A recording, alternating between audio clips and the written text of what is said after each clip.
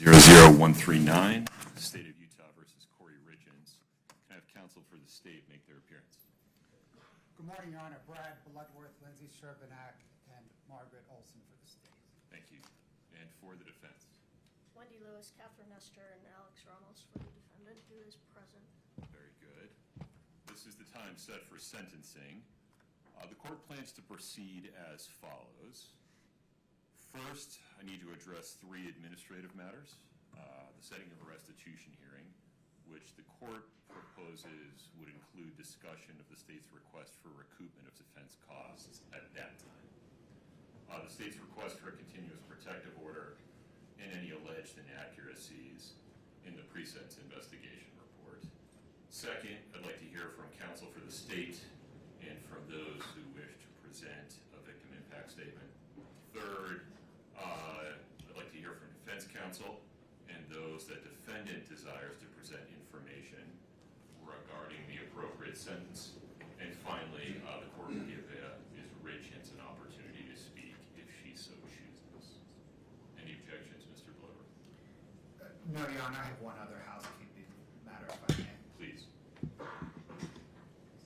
Your Honor, the defendant previously waived the jury as it relates to the domestic violence finding.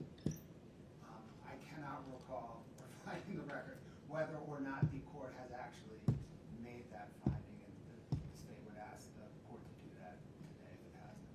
I can't recall whether there was a stipulation about their status as cohabitants made on the record during trial. That's the issue. Right. Your Honor. And I think that It doesn't impact the decisions today, it just impacts the record for any future offense that might be committed by this person. that is correct. Right. Well, Your Honor, one thing, it will affect the analysis as it relates to a continuous protective. Oh, understood. No, I understand your position. Yeah. Your Honor, I do believe we put that on the record during the jury instruction conference. Okay. We discussed specifically the cohabitant issue, and you got us to make a statement on the record about it. Okay, very good. So, I think there's a stipulation among counsel that the record includes a stipulation of fact recorded for the record that Eric Richins and Kouri Richins were cohabitants under Utah law at all relevant times. Anything further, Mr. Blair? No, Your Honor. Ms. Nestor, Ms. Lewis, any objection to how the court intends to proceed? Yes. No. Okay. Fair warning to everyone inside the courtroom. As with the time when the verdict was read, everybody in the courtroom deserves our respect while they are in the courtroom. So, there can be no outward reactions to what's said today. This is an emotionally charged situation, reasonably so, but the bottom line is no outward reactions. If you feel overcome with emotion, please look down, keep your hands folded in your lap. Moreover, to those that might be coming to the podium to make statements today, please make sure you're addressing me, the court, not other people in the courtroom. You're of course allowed to reference other people in the courtroom, but speak to me. All right. Let's talk about setting a restitution here. What makes sense from the state's perspective?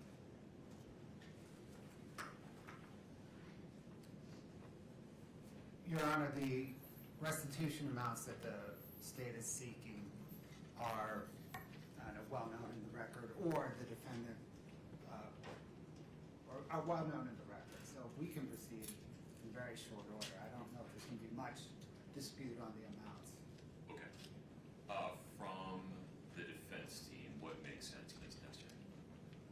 We need an opportunity to brief these issues and do a little bit of research. We were surprised by some of the requests that came The from us. recoupment issues? Yes. Fair enough. So we need to look into that. I know that I'm going to be out of town the first 2 weeks of June. I'm going to be out of the country, so if we could do it before or after, that would be helpful. After would work far better for me. Okay, same. So, other than that, Ricky, what would you recommend? Is there an afternoon on which we don't have a ton of stuff set?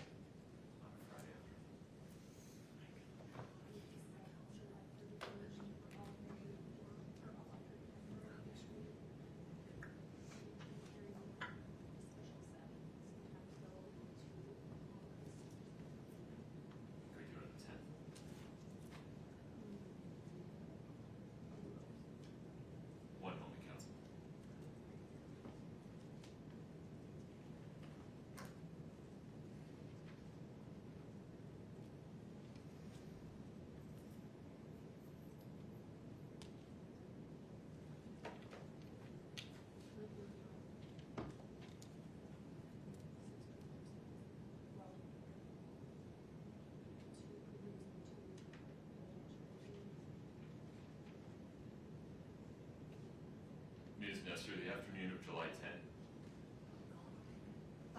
Ms. Lewis will be out of town, and that is the week we are doing the preliminary hearing in my case in Utah County. Understood.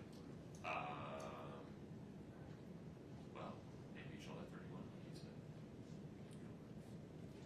July 31 works. That work for the state? What time you're under? That'll work, Your Honor. All right, we'll say 1:30 PM on July 31. Ms. Nestor, would you like to appear in person or by web extension? In person, Your Honor. All right. We'll set a restitution hearing to include discussion of the state's arguments regarding recoupment as made in their sentencing memorandum on July 31, 1:30 PM in person.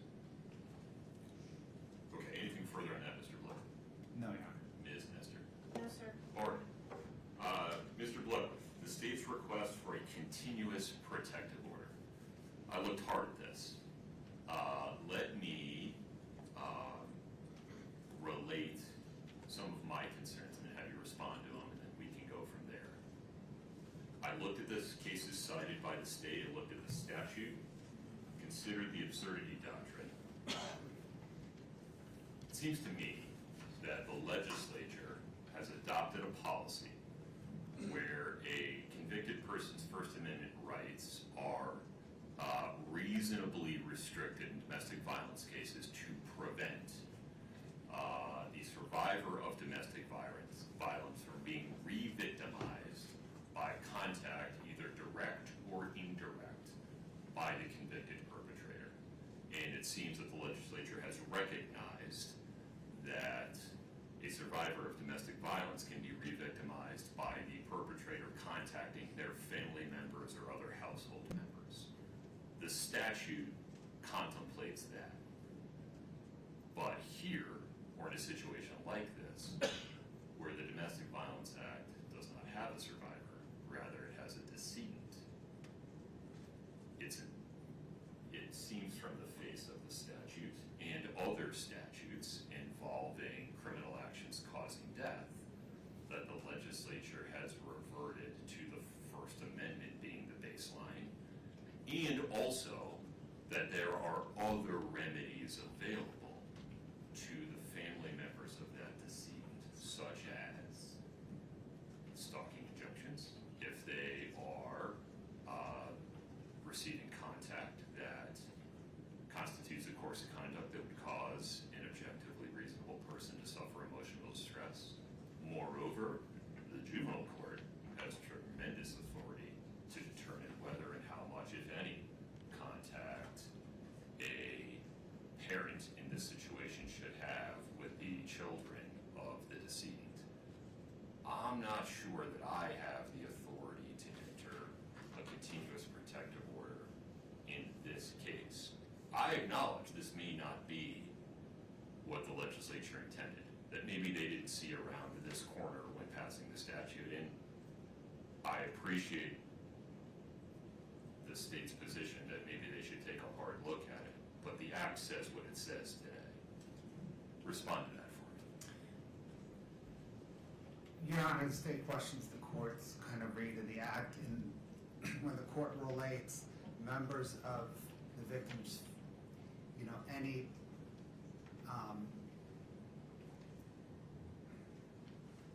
harm to members of the victim's family relating back to the harm to the victim, causing the victim harm.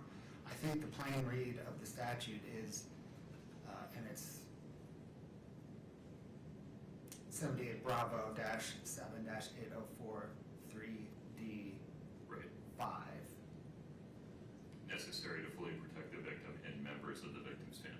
Correct. The plain read of that sentence, Your Honor, does not say that the protection for the members of the victim's family does not, it does not relate back. It is a separate clause. It does not relate back to protection of the victim.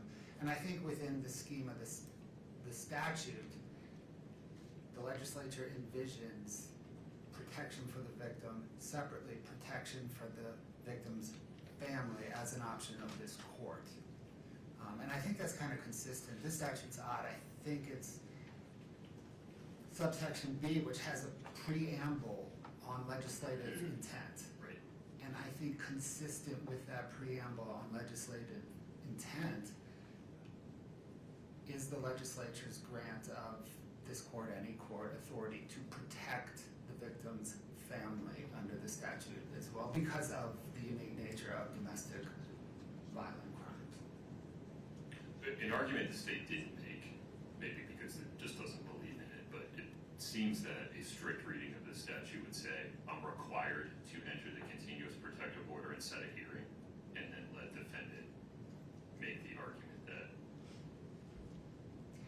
Your Honor, procedurally, I think that's right, because of the threshold inquiry of whether or not the victim, decedent in this case, reasonably apprehends a harm. Right. Practically, though. But practically, I don't know that, I mean, it seems to me as the state brief that that is evident, that a decedent cannot reasonably apprehend harm. Okay. Let me hear from defense counsel for a moment. Yes. Your Honor, we agree with the court's original statements. We think this request for a continuous protective order is outside the purview of the statute. It's outside this court's authority. We believe it violates her First Amendment right. If these communications are not threatening, this would basically mean she could never send her sons a birthday card, a Christmas card, any type of communication. Well, pause there for a minute. Let's take the 3 boys out of it, because there's a whole separate set of concerns there, Right. given that her parental rights have not been terminated. Right. And I don't have authority to do it. Correct. Juvenile court does. Right. But if we would talk just for the moment about the adult family members of Erin Richins, Well, it would mean that she could never reach out to them. right.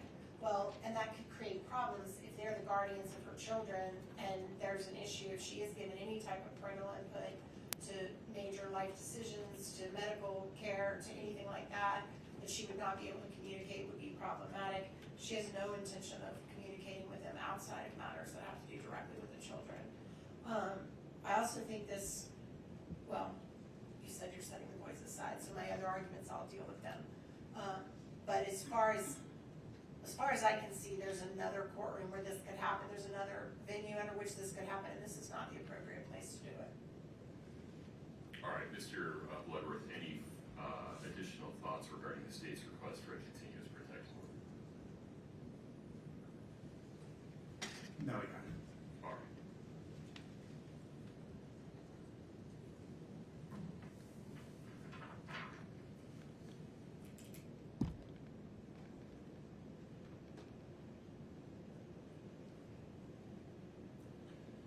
All right, in full transparency, I don't like the result, but under this court's reading of Utah Code 78B 7804, subsection 3, the court determines as a matter of law that it cannot issue a continuous protective order in this case because it is evident that the victim of the domestic violence charges, in this case for which Ms. Richins was convicted, cannot possibly have a reasonable fear of future harm or abuse. It very well may be that this is not the result the legislature intended, and I would encourage the legislature to take a hard look at 78B 7804 subsection 3 to fill this gap explicitly. But they haven't done it yet. They know how to do it, and the court is not persuaded that this result is so far outside of what they could have possibly intended, given the overlay of the First Amendment, that the absurdity doctrine requires a different result. And so while the court hopes the legislature will make a legislative change that would provide protections for the the members of the family of a decedent in an aggravated murder case like this. They haven't done it yet. The court simply, in my view, does not have the authority to issue a continuous protective order in this case. In so ruling, the court expresses no opinion whatsoever, one way or the other, as to whether Eric Richins' family members might qualify for issuance of a stalking injunction in the future, and expresses no opinion one way or the other as to whether the juvenile court will put in place restrictions regarding Ms. Richins' communications with her 3 boys. Anything further on that, Mr. Bloomberg? No, Your Honor. Ms. Nestor? No, Your Honor. Okay, Ms. Nestor, may I ask you a couple of questions regarding the pre-sentence investigation report? Yes, sir. Have you had a chance to review it? We have, Your Honor. Have you had a chance to review it with Ms. Richins? We have, Your Honor. Okay. Are there any inaccuracies in the PSR that we need to address? We submit there are inaccuracies. They're all related to the factual recitations, which this court presided over the trial and is very familiar with. We have confidence the court remembers what happened at trial and remembers what was presented, and we would submit. Okay. For the purpose of today's hearing, to the extent there are any factual inaccuracies in the pre-sentence investigation report regarding the factual background of this case, the court determines that those factual inaccuracies are not relevant to the court's sentencing decision and do not affect the court's decision regarding the appropriate sentence one way or the other. Anything further on that, Ms. Nestor? No, Your Honor. Okay. Mr. Blooderth, how would you like to proceed? Your Honor, the state is prepared to present. Please.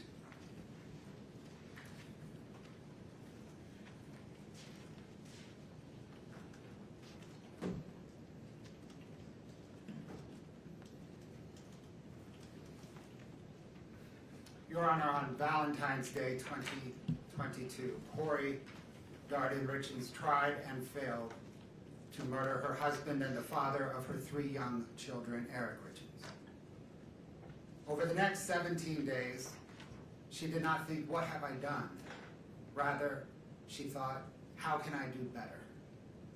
And then she murdered Eric in the presence of their children, using poison and for money. Such a person should never again lurk among the rest of us. Her children should never worry that they may one day encounter her. For these reasons, the reasons set forth in the state's sentencing memorandum, and the boundless reasons the court has learned from presiding over this case, the pending criminal case, and the multiple associated civil cases, the state requests that the court impose a sentence of life in prison without parole on count 1, 5 years to life in prison consecutive to any other sentence on count 2, 1 to 15 years in prison consecutive to any other sentence on counts 3 and 4, and 1 to 5 years in prison consecutive to any other sentence on count 5.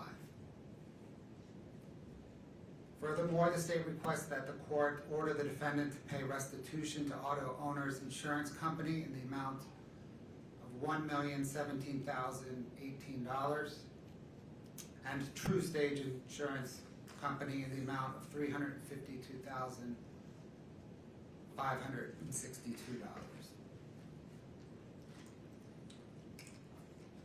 The state requests that the court order the defendant to pay recoupment to Summit County in the amount of $1,391,943.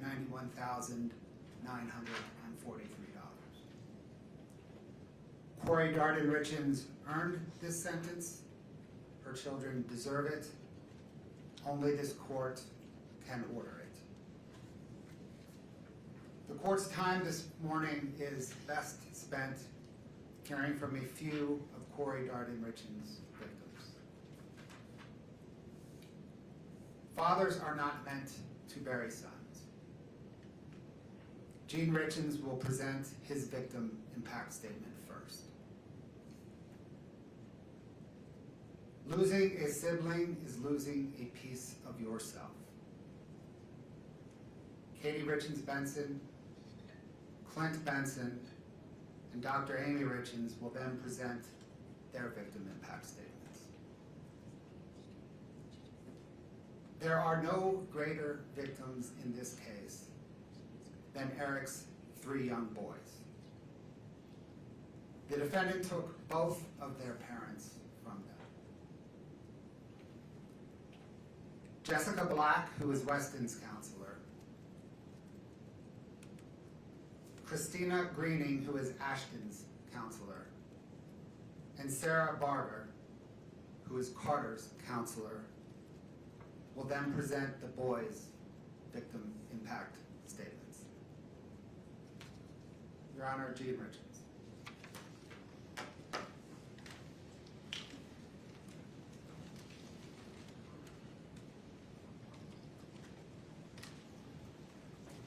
Good morning, sir. Good morning. Please take your time. Thank you. Thank you. Your Honor, my name is Gene Richins. I'm Eric's father. No parent should ever have to bury their child. It's a loss that changes you forever. Eric was taken from us way too soon. And his loss has left a permanent hole in our family that will never be filled, ever. Eric was first and foremost an incredible father. To his 3 boys, Carter, Ashton, and Wes, his sons were his world, and he was theirs also. They didn't just see him as a dad, they saw him as their best friend, their coach, their mentor, their protector. He was present in every part of their lives. Whether it was soccer, baseball, basketball, or any activity that they were involved in. Eric was there coaching, encouraging, and supporting not only his own boys, but every child on the team. Eric didn't just coach sports, he built confidence. He built character and friendships. He gave his time freely because he cared deeply about helping young people grow into strong, kind, and capable individuals. The impact Eric had on these children and families continues even now. On the soccer team that he coached, before every game, the players gathered and called out a cheer. For many teams, it might be something ordinary. But for Eric's team, even 4 years after his death, they still break the huddle with the words, 1, 2, 3, Eric. That simple cheer speaks volumes about a man he was and the lasting imprint that he left upon young lives in this community. He was a light to his sons, to the boys he coached, and to our entire community. A light that was taken far too soon. Eric was only 39 years old. As his father, I miss him every day. I miss our conversations. I miss watching him grow into a man I was so proud of. One of the greatest joys of my life was seeing the kind of father he had become. Eric was patient, loving, dedicated, and fully present in his boys' lives. Watching him raise his sons with such care and devotion was incredibly meaningful to me. Eric was also an amazing brother to 2 sisters, a loving uncle, nephew, cousin, and loyal friend. He was a trusted business partner, a valued colleague, and a respected member of our community.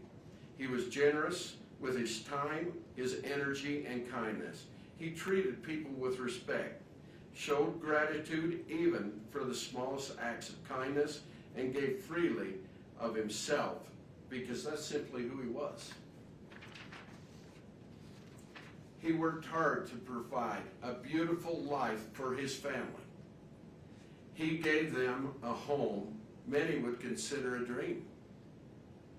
He ensured their needs were met, supported them, cared for them, and treated his wife with love every day. Yet despite everything he gave, his life was taken from him, not by a stranger, but by a person he should have been able to trust the very most in his life. He was betrayed in the most imaginable way possible. His life was taken through calculated, intentional actions motivated by the greed, control, and desire for a different life with someone else. Eric's boys lost a father. I lost my son. His sisters lost their brother. Our family lost a man who represented the very best of what a person can be. The ripple effects of this loss extend far beyond our immediate family. His friends lost someone they trusted and admired. The children he coached lost a mentor, a role model. Our community lost someone who genuinely cared and gave back without expecting anything in return. Eric will never see his boys graduate, get married, or become fathers themselves. He will never again stand on the sidelines cheering them on. He will never offer guidance, encouragement, or love in any way that only a father can. That opportunity was stolen from him and from all of us. Because of the calculated and intentional nature of this crime, I respectfully ask the court to impose a sentence of life without the possibility of parole. This sentence is important to Eric's 3 sons never have to live with the fear that the person responsible for taking their father could ever harm them again, and to ensure she can never harm anyone else ever again. Despite our immense grief, I want to acknowledge and thank those who have worked tirelessly to bring justice for my son. Eric was always grateful for others, showed kindness and dedication, and I know he would want to express sincere appreciation to those who gave their time, effort, and professionalism to seek the truth in this case. We are deeply thankful to the prosecution team, Margaret, Brad, Lindsay, Fred, Joe, Wendy, Patricia, and the entire staff who supported them for their commitment and their perseverance. We also want to recognize and thank Todd for his dedication and relentless efforts in helping us ensure justice has been served. We are also grateful to Grace Wardis for serving as a spokesperson and an advocate for our family throughout this process.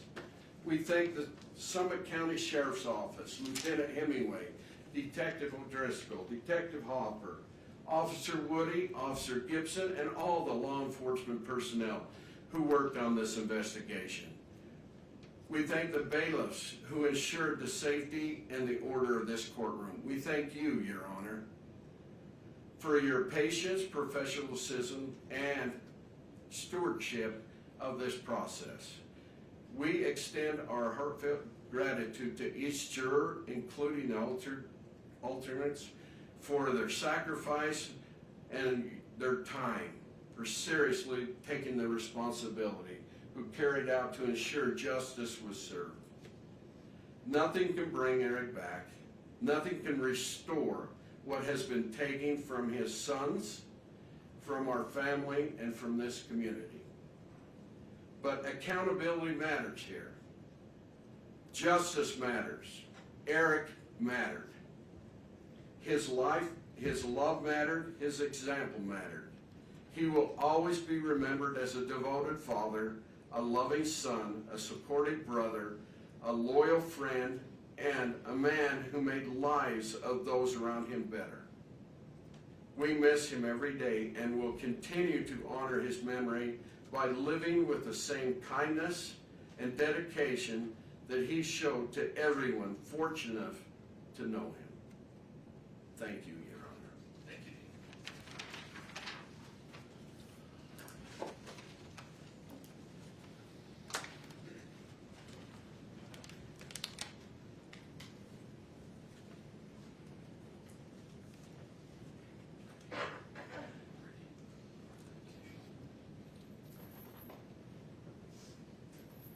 Katie, good morning.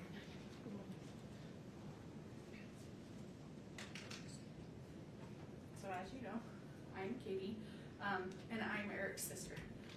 To begin, there are a multitude of people who deserve credit and appreciation.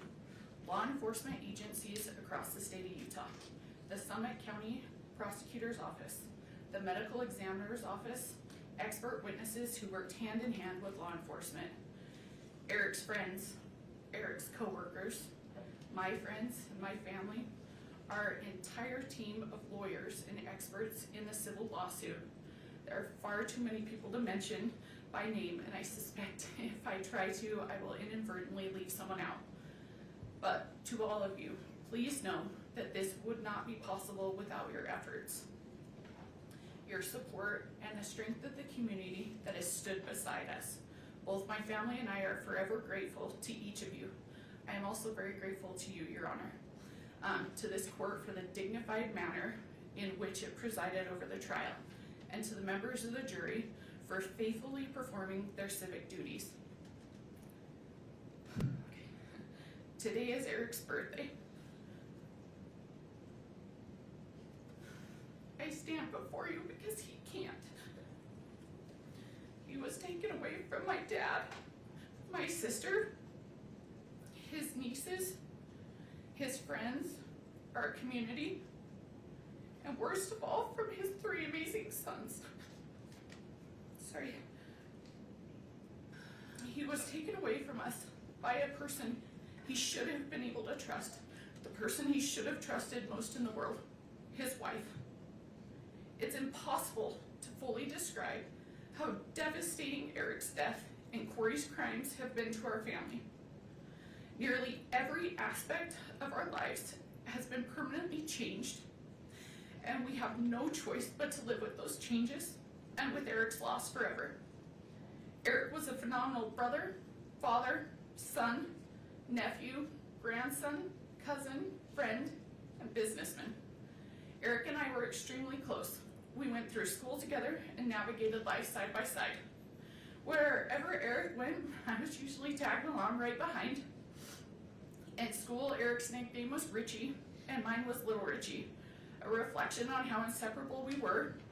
He wasn't just my brother, he was my constant, my protector, and one of my closest friends. Eric was the kind of father who anticipated his children's needs before they ever had to ask. He made sure they were always having fun, taught them how to be respectful and kind, and was constantly planning for their future. His mind and heart was always on his boys, always. Everything he did was for them. Eric was the very best uncle. He made his nieces, my daughters, feel truly special. He always found ways to have fun with them. He doted on them with love and attention. Eric was an incredible son, always there for my parents, stepping in without hesitation and helping in every way he could, without being asked. The bond he shared with my mom was truly special. We would often joke that the umbilical cord had never really been cut, but in truth, it spoke to the deep, unbreakable love they had for each other. This is who Eric truly was, a man defined by love, integrity, and unwavering devotion to his family. He is none of the things that Kouri tried to portray him as. Those mischaracterizations were nothing more than a vile effort to deflect blame. And those mischaracterizations stand in stark contrast to the reality of the man we all knew and loved. Eric's life and his actions and the profound impact he had on those around him speak for themselves, and they tell a story of goodness, strength, and character that cannot be rewritten or diminished. The saddest part for me in all of this is that I got something with Eric that his sons never did: time. I feel cheated that I only got to spend a few decades with my brother, but I should feel lucky in comparison. As Eric's eldest son told me shortly after his dad's death, he and his brothers did not even get 10 years with their dad.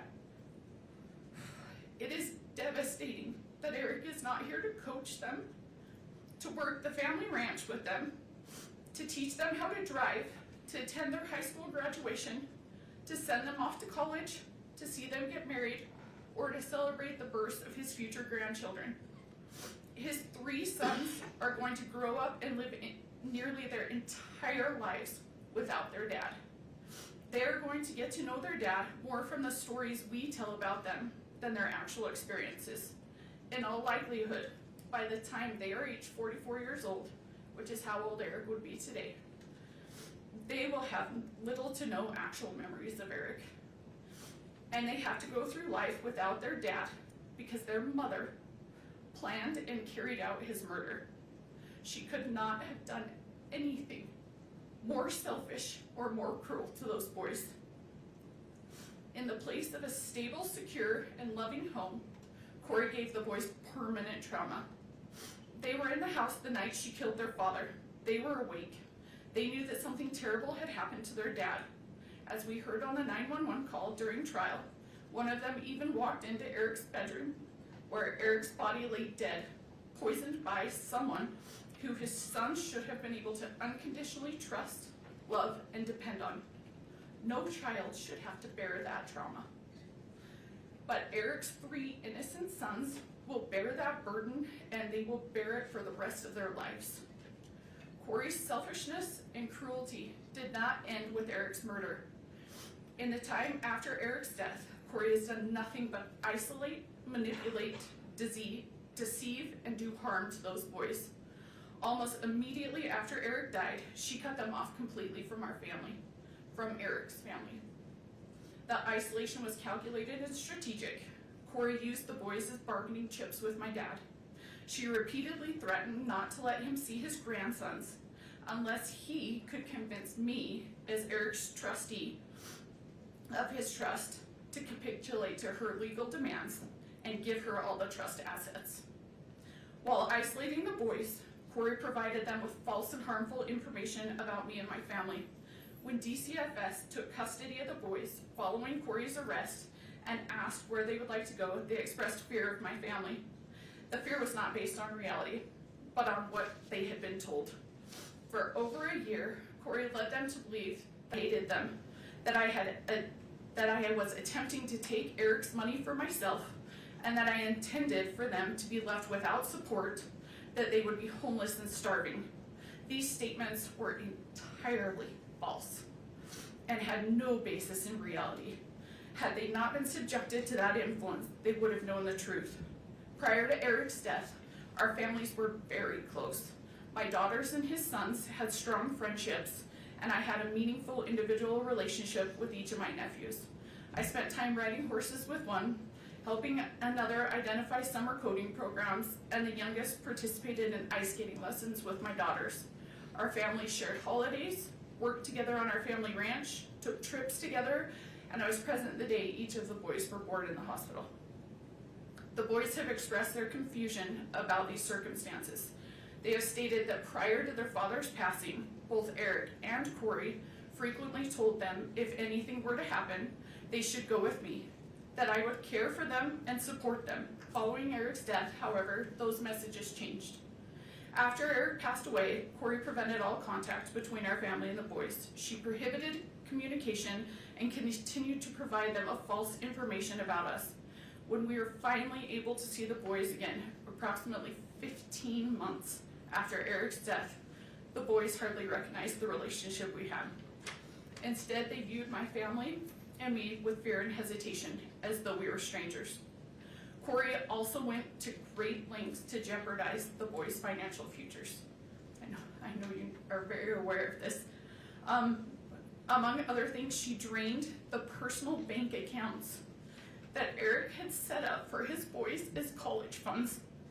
She allowed the boys' Social Security survivor benefits to be funneled to individuals who were not taking care of the boys. And she sued me in my role as Eric's trustee and personal representative, not once, not twice, but 3 separate times. The goal of her lawsuits is singular. She wants all of Eric's assets for herself. Despite her lies and fanciful public portrayal, she knows that none of Eric's assets are going to me, my dad, or my sister. In fact, she knows exactly where Eric wanted everything to go, and that is to his boys. And yet, for 4 years, she has aggressively tried to take their inheritance from them. Even now, despite erroneous debt, a murder conviction, and a string of pending felony financial charges, Kouri's civil lawsuits live on. Those lawsuits have been emotionally grueling, all-consuming, and unimaginably expensive.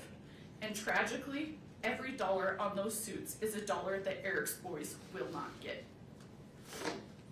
Of course, Kouri can't have other people or the public thinking that she's trying to take away her children's inheritance. So for the past 4 years, both in court and in the media, she has demonized and vilified me. She has hurled wild accusations in my direction, including that I hacked her bank accounts, forged her bank statements, paid off witnesses, unduly pressured law enforcement into investigating her, and quietly pulled the Summit County prosecutor's strings. It is despicable that for doing nothing more than trying to honor Eric's wishes, Kouri has cast me as the evildoer here.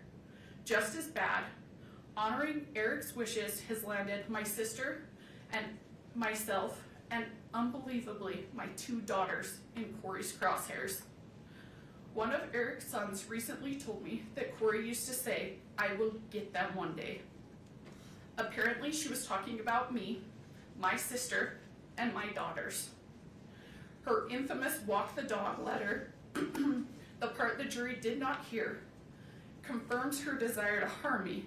In it, she talks at length about her plans to get at Amy and me, including by targeting my daughters, both of whom are under the age of 10. It takes a sick mind to target children. The mere thought that someone who has so little regard for human life or decency might one day walk free is horrifying. I worry about the safety of Eric's boys, my daughters, my sister, and myself. There is nothing Kouri will not do, and no one she will not hurt, to achieve her own selfish ends. I am not the only one that is afraid. There are 3 little boys who, instead of fearing those who love and adore them, as Kouri would prefer, worry constantly that Kouri might show up one day and take them away. Eric's sons deserve so much better. They are not bargaining chips. They are not cash cows. They are not props for some twisted children's book about grief and loss. And yet that is what they've been reduced to by Kouri. To my unending sadness and horror, Eric himself understood all too well the danger she posed to his children and to his family. When Eric told me he had changed his estate planning and appointed me as his trustee and personal representative, I begged him to end the marriage and go his separate way. By that point, he had already consulted with a divorce attorney and was deeply afraid that he might not be awarded sole custody of his children. He made the heartbreaking decision to stay because he could not accept the risk of what might happen to his sons if Kouri had equal custody. He told me he would live his life through hell every single day of his life until his youngest was 18, because he believed Kouri was the most evil person he had ever met. He knew that his sons did not like her. He told me as much many times. He knew that they would prefer to be far away from her, but he also knew that divorce carried significant risks. And he said he could never allow his children to spend half of their time alone with her, because he was certain they would be exposed to harm and things no child should ever experience. He made it clear that in his mind, if Kouri were given equal custody, his children would be in the care of someone he believed to be deeply dangerous. He feared the people they could be exposed to and the damage that could be done. At the same time, he spoke with deep love and admiration for his boys. He told me that they were the most amazing boys in the world, and that none of this was their choice and none of it was their fault, and that he would do everything in his power to protect them for as long as he possibly could. Kouri loves to go on and on about how this case is a media sensation. She's right.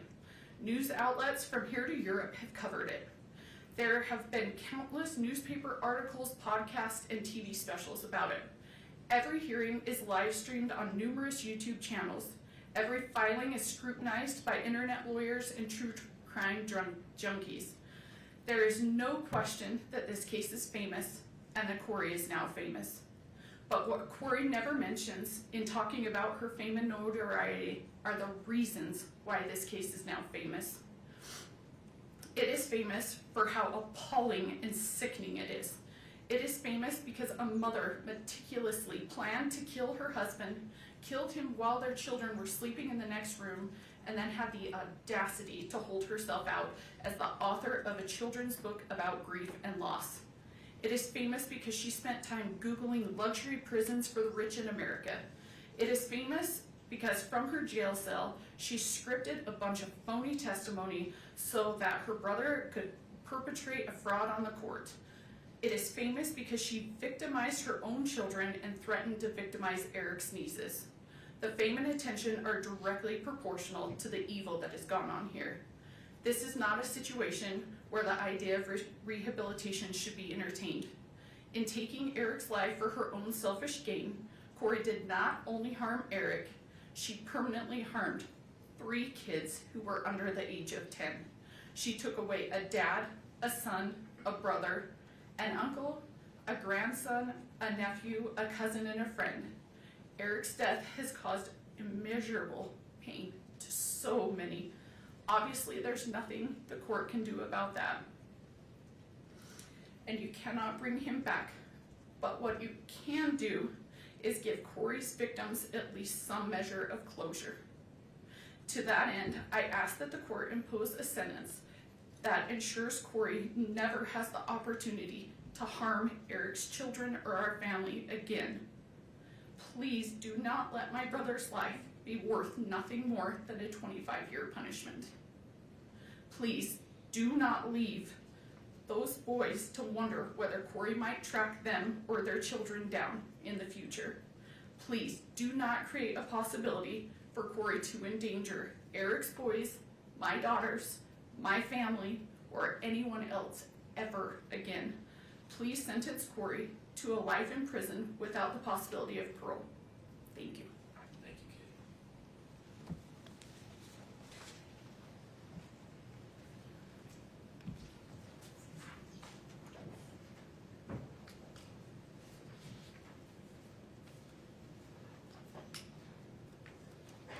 Morning, Clint. Hello, Your Honor.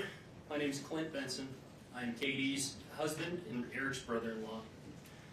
Eric was an innocent man, a devoted father, and someone whose life revolved around his children and his family. Because of Kouri's choices, he never had the opportunity to say goodbye to his children, to reassure them, to share the final moments every family deserves. That loss cannot be measured. His children will spend the rest of their lives carrying the pain of a father taken from them far too soon. What makes this tragedy even more painful is the calculated nature of the crime. This was not a momentary mistake, a lapse in judgment, or a crime of passion. It involved planning, preparation, testing, and deliberate action. Eric's death was carried out in a way that caused fear, suffering, and helplessness. Kouri either watched or sat by as Eric succumbed to fentanyl poisoning instead of providing any kind of aid to him. She was fantasizing about a dream life funded by Eric's death. Eric was killed in his home by a traitor sleeping next to him in one of the most cowardly acts imaginable. We are profoundly grateful to every investigator, prosecutor, detective, law enforcement officer, juror, judge, forensic expert, and public servant who work tirelessly and honestly to uncover the truth. Their dedication ensured that Eric's voice was not lost and that justice could still prevail. We are equally grateful for the incredible community surrounding us. This community has shown unwavering support and has been there for Eric's boys without judgment and through some of the most difficult times imaginable. The boys are succeeding and thriving because of the people around them who continue to provide support and look out for their safety. Going through every aspect of this murder easily led to a dark place while fighting against an individual focused on only chaos and vengeance. However, the people surrounding us, including the sheriff's officers, principals, teachers, school staff, coaches, counselors, neighbors, and church members, created an unbreakable force for what is good, just, and right. No sentence can bring Eric back. No outcome will erase the suffering caused by these actions. But accountability matters, truth matters, and justice matters. Kouri continues to shirk responsibility for her actions, for the pain she has caused, and for the resources she has squandered, both Eric's and the state's. Even after everything that has been revealed, Kouri has demonstrated zero genuine accountability or remorse for the devastation she has left behind. Instead, she has repeatedly attempted to distort the truth, create false narratives, and portray herself as the victim. She has used the legal system as part of her schemes. There has been lawsuit after lawsuit, motion after motion, delay after delay, all in an effort to shift blame away from the person responsible. The evidence, the truth, and the outcome of this case all tell a very different story. What is especially concerning is the continued hostility from Kouri and her family, as well as their desire for vengeance directed towards our family, a family already devastated by an unimaginable loss. Statements they have made about going to war and getting the Richins demonstrate an ongoing mindset rooted in blame, anger, and retaliation, rather than remorse or acceptance of responsibility. Kouri will continue to try to convince the public that she was a good mother through media outlets that choose not to research or report on the countless motions and facts presented in this case or other cases, but instead simply regurgitate the false narratives of a sick and evil person. Kouri and her family continue to plan media campaigns focused on lies, targeting anyone foolish enough to spend time listening to them. Kouri is not before this court because she was mistreated, because she is a victim, or because the Richins family manufactured a false narrative, as she and the Darden family would like to portray. She is before this court because of the choices she has made, choices that resulted in Eric's death and permanent trauma to anyone who has loved him. Kouri chose pride, seeking to project an image of success. Kouri chose adultery and lust, prioritizing her secret lover over her husband and her children. Kouri chose fraud and greed, hoping to profit from Eric's death. Kouri chose murder, and she continues to choose vengeance against the victims of her actions. The time for Kouri to make choices is at an end. Now it is time for her victims to choose. Please let Eric's children have a chance to choose lifelong peace, comfort, security, success, and happiness. I ask this court to impose a sentence of life without parole, a sentence that truly reflects the gravity of this crime, the irreversible harm caused to our family, and the calculated choices that led to Eric's death. Thank you. Thank you, sir.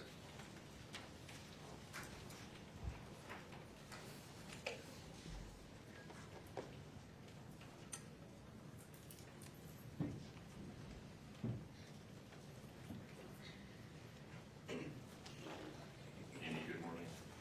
Good morning. Honorable Judge Mrazek, my name's Amy Richins. I'm Eric Richins' sister. Today, I'm here to speak as a victim and to speak for Eric because he no longer has a voice. I addressed this court in 2023 when we were living in a state of visceral shock. Now, 3 years later, we are here at sentencing on a date that carries a weight I can barely describe. Today's Eric's 44th birthday. Birthdays are supposed to be proof of life, a day to celebrate another year of growth, Instead, today is a cruel reminder of another year Eric will never see, and a reminder of the fatherhood that was stolen from his 3 sons. Before I talk about what this crime has done, I need you to know who Eric was. Not as a headline, but as a person. Over the course of this trial, so many people described Eric in strikingly similar ways. They called him outgoing, confident, funny, competitive, dependable, driven, and fiercely loyal. He was a leader, a hard worker, a rancher, a businessman, a coach, a best friend, a brother, a son. But more than anything, people described him as a phenomenal father. Eric had 3 sons and he coached many of their sports teams. He was the kind of dad who showed up not just for his own children, but for everyone around them. Sometimes I think about all the children who lost him too, the kids he coached, mentored, and believed in. I cannot imagine the confusion and heartbreak they felt when someone who had become such a steady and trusted part of their lives was suddenly gone. Eric was a real person, a deeply loved person, and the loss of him echoes through every life he touched. On my 16th birthday, I was sitting in my 10th grade English class when I got a text from Eric that said, "Come outside." I walked out and there was Eric, standing with flowers and that mischievous grin we all knew. I asked what he was doing there, and he just said, "Let's go. We've got to get a little mud on your tires." I had just bought my first truck, a used Ford F-150. Eric took me up into the mountains, and we took that truck off-roading for the first time. It was exhilarating and terrifying, but I felt safe because he was there. That was Eric. He made life bigger. He made people feel brave, and he protected the people he loved. That is the brother I lost, and that is the father his boys lost. In 2023, I told this court that I was tormented by the sequence of events of that night. Today, that torment has not faded. I still wonder when Eric realized he was in mortal danger. I wonder what Kouri said to him in his last moments. I am still haunted by the question, did his boys hear their father's final struggle? If Eric had died of an illness, we would have cared for him. If it were an accident, there would have been kindness. But there is no comfort here. In his last moments, after being intentionally poisoned, my brother was faced with the ultimate betrayal. Eric's sons were 9, 7, and 5 when their world was shattered. They are now 13, 11, and 9.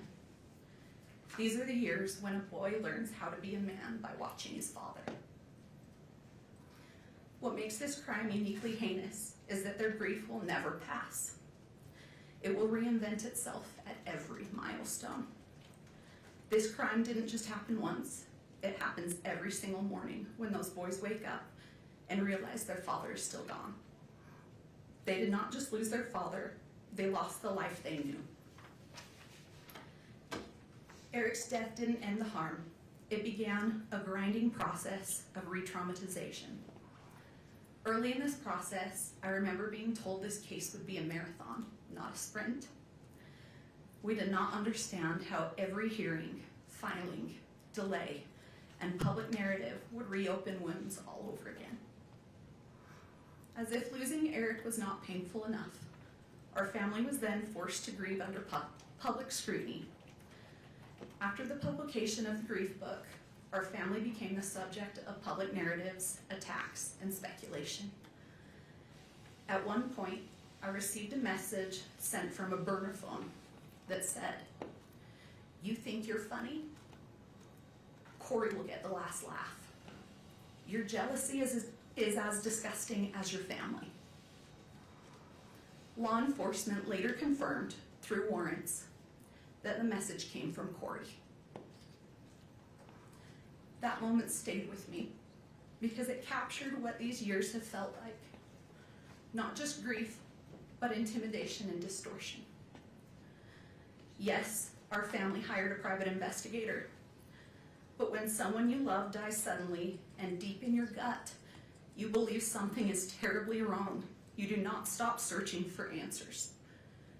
The real question is not why would you investigate? The real question is, what wouldn't you do? What wouldn't you do for your brother, for the truth? I also feel compelled to address the emotional toll of the trial itself. As the designated victim representative, and more importantly as Eric's sister, I have a right to be present in the courtroom. Yet during the proceedings, I was essentially kept in the dark. Due to the courtroom layout, I could not see the exhibits or the evidence. When we requested simple accommodation, we were told that the trial was being broadcast on court TV and I could excuse myself and watch from home with the rest of the world. Being told that my right to be here was interchangeable with a television broadcast was a profound violation. I did not want to watch Eric's life and death as content from my couch. I didn't want to go home after a grueling day and listen and watch it all over again. I had a right to be here, to face the evidence directly. Still, to this day, I have not been able to rewatch the trial because it's so time-consuming and painful to relive. I still have not seen all the evidence that was presented. Your Honor, I need to say this clearly. Someday, those boys will grow up and look back at the records of this trial. I need the truth to be the only thing they find. The claims made against Eric's character were not just legal defenses, they were acts of secondary violence. Eric was a protector, not a predator. These lies were a desperate attempt to justify the unjustifiable, and they have added a layer of cruelty to our grief that is nearly impossible to bear. I also need to correct the record on a few misrepresentations. First, the prenup. It was provided well before the wedding, not in a last-minute way. Second, the incident between Kouri and me. I never touched her. Kouri pled guilty to assaulting me. Yet she and her circle have continued to spread false narratives. This is a pattern of distortion that has kept our family trapped in conflict. There is something that has haunted me for years. And I found out Katie was the exact same today. I begged Eric to leave too. I begged him to divorce her, but Eric was trying to protect his boys. People often struggle to recognize intimate partner violence when the victim is a man. But Eric's actions spoke for themselves. He documented conversations. He tried to protect himself. He knew after Valentine's Day that she had tried to poison him, but he also believed that if he left, he could not fully protect his children. So he stayed because he was trying to keep them safe. This trauma has seeped into every corner of my life. And also, it has also deeply affected my own family and marriage. My husband, William, watched me be consumed by the pursuit of justice. For 4 years, we have lived in a constant state of stress, grief, and emotional exhaustion. I lost my job as a professor at Montana Tech University on the very day I was subpoenaed to appear in this court. Eric was so proud of me earning my PhD, and teaching students was something I loved and that made me proud. It now seems like another thing that Kouri's actions have taken away from me. But the most devastating loss is one that isn't in any police report. Because of the unrelenting stress of this investigation and the constant attacks on our family, I suffered a traumatic miscarriage of twins. We lost our children. We lost the future we were building. Kouri's actions didn't just end one life. They reached out and stifled the lives of my unborn children as well. That loss lives inside this tragedy too. Eric's murder did not just take someone from my life. It plunged me into a darkness. It stole the light I once carried. It erased the future I had planned. Every day, I wake up and step into this same crushing emptiness, where time itself feels frozen and meaningless. The laughter of my future children, the warmth of my family, the simple joy of waking to a new morning, all of it has been devoured by this crime. This grief is limitless, resembling the ocean. Sometimes it softly touches the shore, other times it pounds against it with fierce force. Occasionally, it surges like a massive tsunami, overwhelming everything. These changes can occur suddenly, and like the ocean, it cannot be controlled. I didn't just lose my brother. I lost my sister-in-law. I lost someone I considered my friend. We'd had good times together. That loss is so complicated now, Your Honor, because it forces you to grieve someone who is still alive while facing the horror of what they have done. It is grief that doesn't resolve. It just sits there heavy every day. This crime has fractured our family in ways outsiders cannot understand. One of the most painful realities is that my husband and I do not get to see our nephews. This tragedy has created a wall of trauma between us, and that feels impossible to climb. Because of this crime, we are no longer present in those boys' lives the way Eric would have wanted. In 2023, I told this court I never knew evil like this existed. Everything I have witnessed since has confirmed that. Kouri did not just kill Eric, she attempted to kill the spirit of everyone who loved him. She lied to his children, she lied to the world, and has shown no remorse while dancing on his grave for profit. Your Honor, a parole-eligible sentence is not a conclusion. It is a reoccurring nightmare. It guarantees that every few years, Eric's sons will be notified that their father's murderer is seeking freedom. It forces them to relive the trauma repeatedly for decades.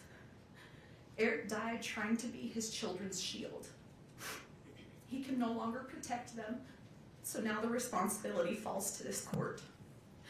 I ask you to provide these boys with the finality and safety they deserve. I ask you to ensure that the noise of Kouri Richins never enters their lives again. For the years of suffering we have endured, for the children who will grow up without their father, and for the life she stole from Eric and the peace she stole from us, I respectfully ask that you sentence Kouri Richins to life without the possibility of parole. Happy birthday, Rico. Thank you.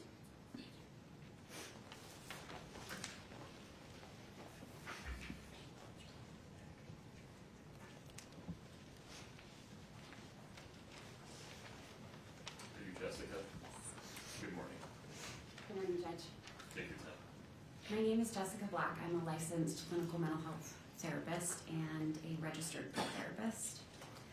Myself and my colleagues are here today to read the victim impact statements for 3 children. We are here as advocates on their behalf. After a developmentally appropriate process, the boys were able to decide individually how they wanted to share their statements, and this is what they chose. Our roles are to read their words exactly as they wrote. The boys want the court and the world to hear their side. This is from WR. I woke up to sirens, and there were a lot of people at my house, and I was definitely scared. I felt confused. I was in a bedroom with my brothers, and I didn't know what was happening. At first, I was really scared because I didn't know what was happening, and I had no control, and I felt helpless. I felt really overwhelmed. After my dad died, Kouri would put us in the basement while she was with the neighbor. I felt scared because I thought something really bad was happening again. She would take me to places that smelled really bad. Everything she did made me feel uncomfortable. When someone talks about Kouri, it makes me feel hateful and ashamed. She took away my dad. It's made me have a hard time trusting people. I was scared that Kouri's family would come to my school and take me.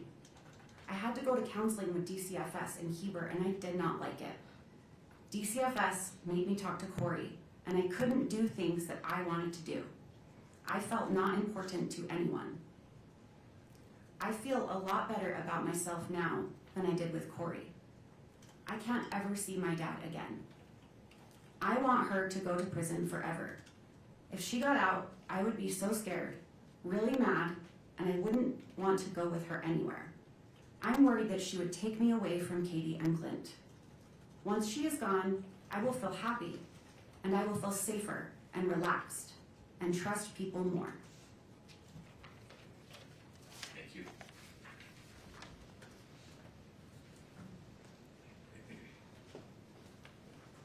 Christina? Good Your morning. Honor, I am Christina Green. I'm a licensed clinical social worker, not registered play therapist, and I will be reading for 8R. You took away my dad for no reason other than greed, and you only cared about yourself and your stupid boyfriends. You were not caring and watching over me and my brothers. I had to be a parent to W. C and I would walk him to the bus stop, feed him, and watch him. You were not concerned about our health. When we got hurt, you didn't even care.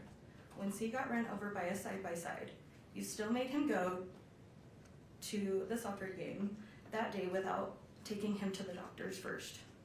You would lock C in his room, and I would have to go to the kitchen and bring him food. You shamed us when we didn't want to eat uncooked lasagna you made. We threw it away because we couldn't eat it. Then you made us watch videos of children starving in war areas. You wanted to scare us into eating something that wasn't cooked. You wouldn't let our dog outside, and then the dog would pee inside. You created this problem, then you would smack my dog on the head as hard as you could. You wouldn't let me put my kitten in the garage for safety at night, and we found it eaten by raccoons the next day. You wouldn't let us turn on and use the heater lamp for the chickens and bunnies, and they froze to death. You would always argue with my dad and lock the door. You were not playing the role as a real mother does. You were doing the opposite. Now my dad can't be my coach anymore, can't be at any of my games. He won't be at my birthdays. He can't teach me how to drive. He won't be at my graduation, and he can't take me camping or fishing. You made me paranoid about sleeping on my dad's side of the bed by saying I might die or get harmed when I was just trying to be close to my dad after you killed him. You took away everything from me and my brothers. I don't want you out of jail because I will not feel safe if you are out. You have never said sorry for anything that you have done to me and my brothers. I don't want you to hurt anyone again. I know that you will need to stay in jail to fully take accountability for what you did to me, C, W, and my dad. With you in jail, I will be able to continue to feel safe and live a happy and successful life without fear of you hurting me or anyone I love. Thank you, Your Honor. Line 500-139. Mr. Bloodworth, just to confirm, anything further from the state? No, Your Honor. Okay. Ms. Lewis, Ms. Nestor, please tell me what's contemplated. Your Honor, I have some opening remarks, then we have some letters that some of which we've been asked to read, others are here to read themselves. Due to the excessive publicity, several of the people have asked that only you and the prosecutor know their names, and that we not say their names, and so I'm going to provide you with each letter as we go that has their actual names on it. All of them are willing to confirm with you privately that they've written these letters as officers of the court. We assure you they have, but they did not want to appear on camera. That's fine. And then, after we do a set of the letters, Mr. Ramos has some very brief remarks, and then we're going to put on 3 more. Then Ms. Lewis will close out remarks, and then Ms. Richins will do her allocution at the very end, Understood. if that's sufficient. Please. Thank you.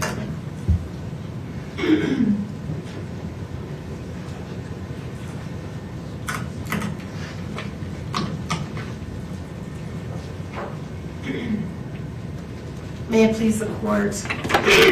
Excuse me. We began this journey when Kouri Richins stood before this court, stood before your honor, and entered a plea of not guilty. And now, after being convicted by a jury, she stands before you again.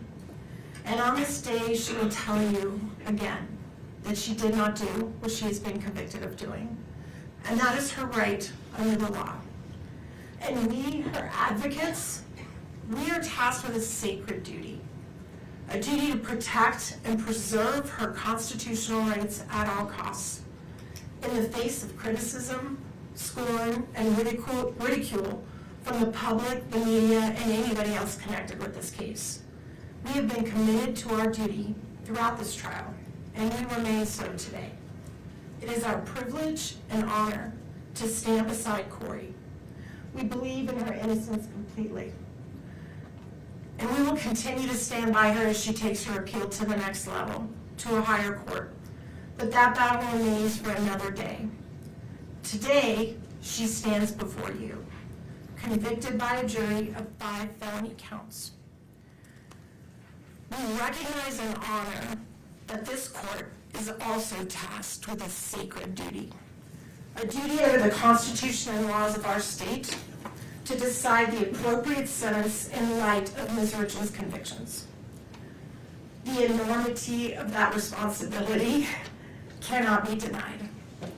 Everything we will present to your honor today is submitted for your consideration with an abiding faith in the court's commitment to its sacred duty, and in the prayerful hope that mercy will prevail over calls for retribution. As the state has conceded in their briefing, in order to decide an appropriate sentence, it is right and just for this court to look not only at the conduct for which Kouri Richins has been convicted, but also at her entire life. The good things she has done, making her worthy of the mercy of this court.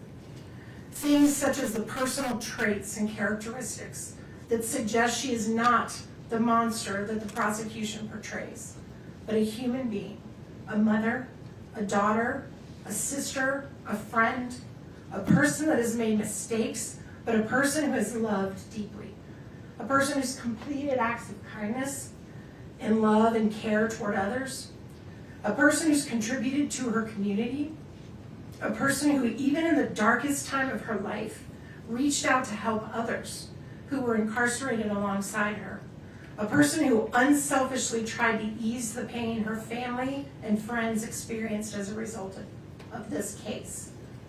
Now, we have asked people who know Kouri the best to show you the person they know and love. You will hear from family and friends who saw her the most. You will hear from people who worked with her. You will hear from people who spent time with her since she's been incarcerated and have seen how committed she is to rehabilitation while she's in jail. Even more telling, you will hear how she's helped others even when facing unbearable situations in her own life. All of these individuals will reassure this court that she can be productive and make positive contributions in a carceral setting. You've heard from the state their cry for the harshest punishments available under our laws. Yet you also presided over this trial. You saw the evidence and the absence of facts that would justify such penalties. I am sure this court is aware of what a sentence of life without parole actually means in a prison setting. These individuals are locked down in their cells 23 hours a day. They are not provided with the opportunity to participate in programming, seek education, work at jobs in the prison. For all intents and purposes, they are treated as death row inmates. They are denied in-person visitation. They are stripped of any sense of community or humanity. They have no hope of any future reunification with the people they love. Out of the thousands and thousands of cases that go through our criminal justice system, less than 100 individuals have been determined to be worthy of a sentence of life without parole. And that is because judges throughout this state understand that such a sentence presumes that an individual is wholly incapable of redemption or rehabilitation and should be punished in the worst way imaginable until they die alone in a cage. And Ms. Lewis will talk more about that later. But in the meantime, you're also going to hear from 3 people who've never met Kouri Richins. They know nothing about her case, but they know about what life without parole means. You are going to hear from a mother whose son was murdered, and how many years ago she was in the position that the Richins family is in now. You will hear about her journey to forgiveness, and how after many years she came to regret seeking the penalty of life without parole for her son's killer. You will hear from a woman who understands how Kouri's boys feel. Her father killed her mother and was sentenced to prison. You will hear how she learned to forgive her father and how she's enriched her life through finding her way into a relationship with him again. And you will hear from a former prosecutor, someone who sat right where Mr. Bloodworth sits now, and how he personally witnessed the rehabilitation and tragic end of an individual he put behind bars for life. All of these perspectives are important because they remind us and the court that the recognition of the precious gift of life takes many forms and can change over time. They remind us that the decisions made by this court today can reflect our own humanity and inspire us all to have hope and believe in forgiveness. Finally, Your Honor, you're going to hear from Ms. Richins herself. Her allocution is unusually long. She has worked very hard on it. We ask the court to allow her to take about 30 minutes or so to read her words aloud. She is going to share with you what matters most to her in this world, her love for her boys. It is all she has left. Everything else she has ever held dear in her life has been stripped from her. It is her hope that in openly and honestly sharing her love and hopes and dreams for her boys with you, that you will see what it is inside of her that is worth saving, that is worthy of mercy, and that is filled with hope, humanity, and love. So with the court's indulgence, we'd like to read aloud some letters that have been provided to us. As I discussed, some have asked us to read it and only share the names with you in the prosecution. Some are here to read them themselves. And we are grateful to the court's indulgence to listen. And we're going to start with a letter from Kouri's mother, and Ms. Lewis is going to read that letter. And I have a copy of it that I'm going to provide so the court can read along if you like. And I also have copies for the prosecution as we go. And we will add this to the information as part of the record. Thank you, Your Honor. Not public. Understood. Yes.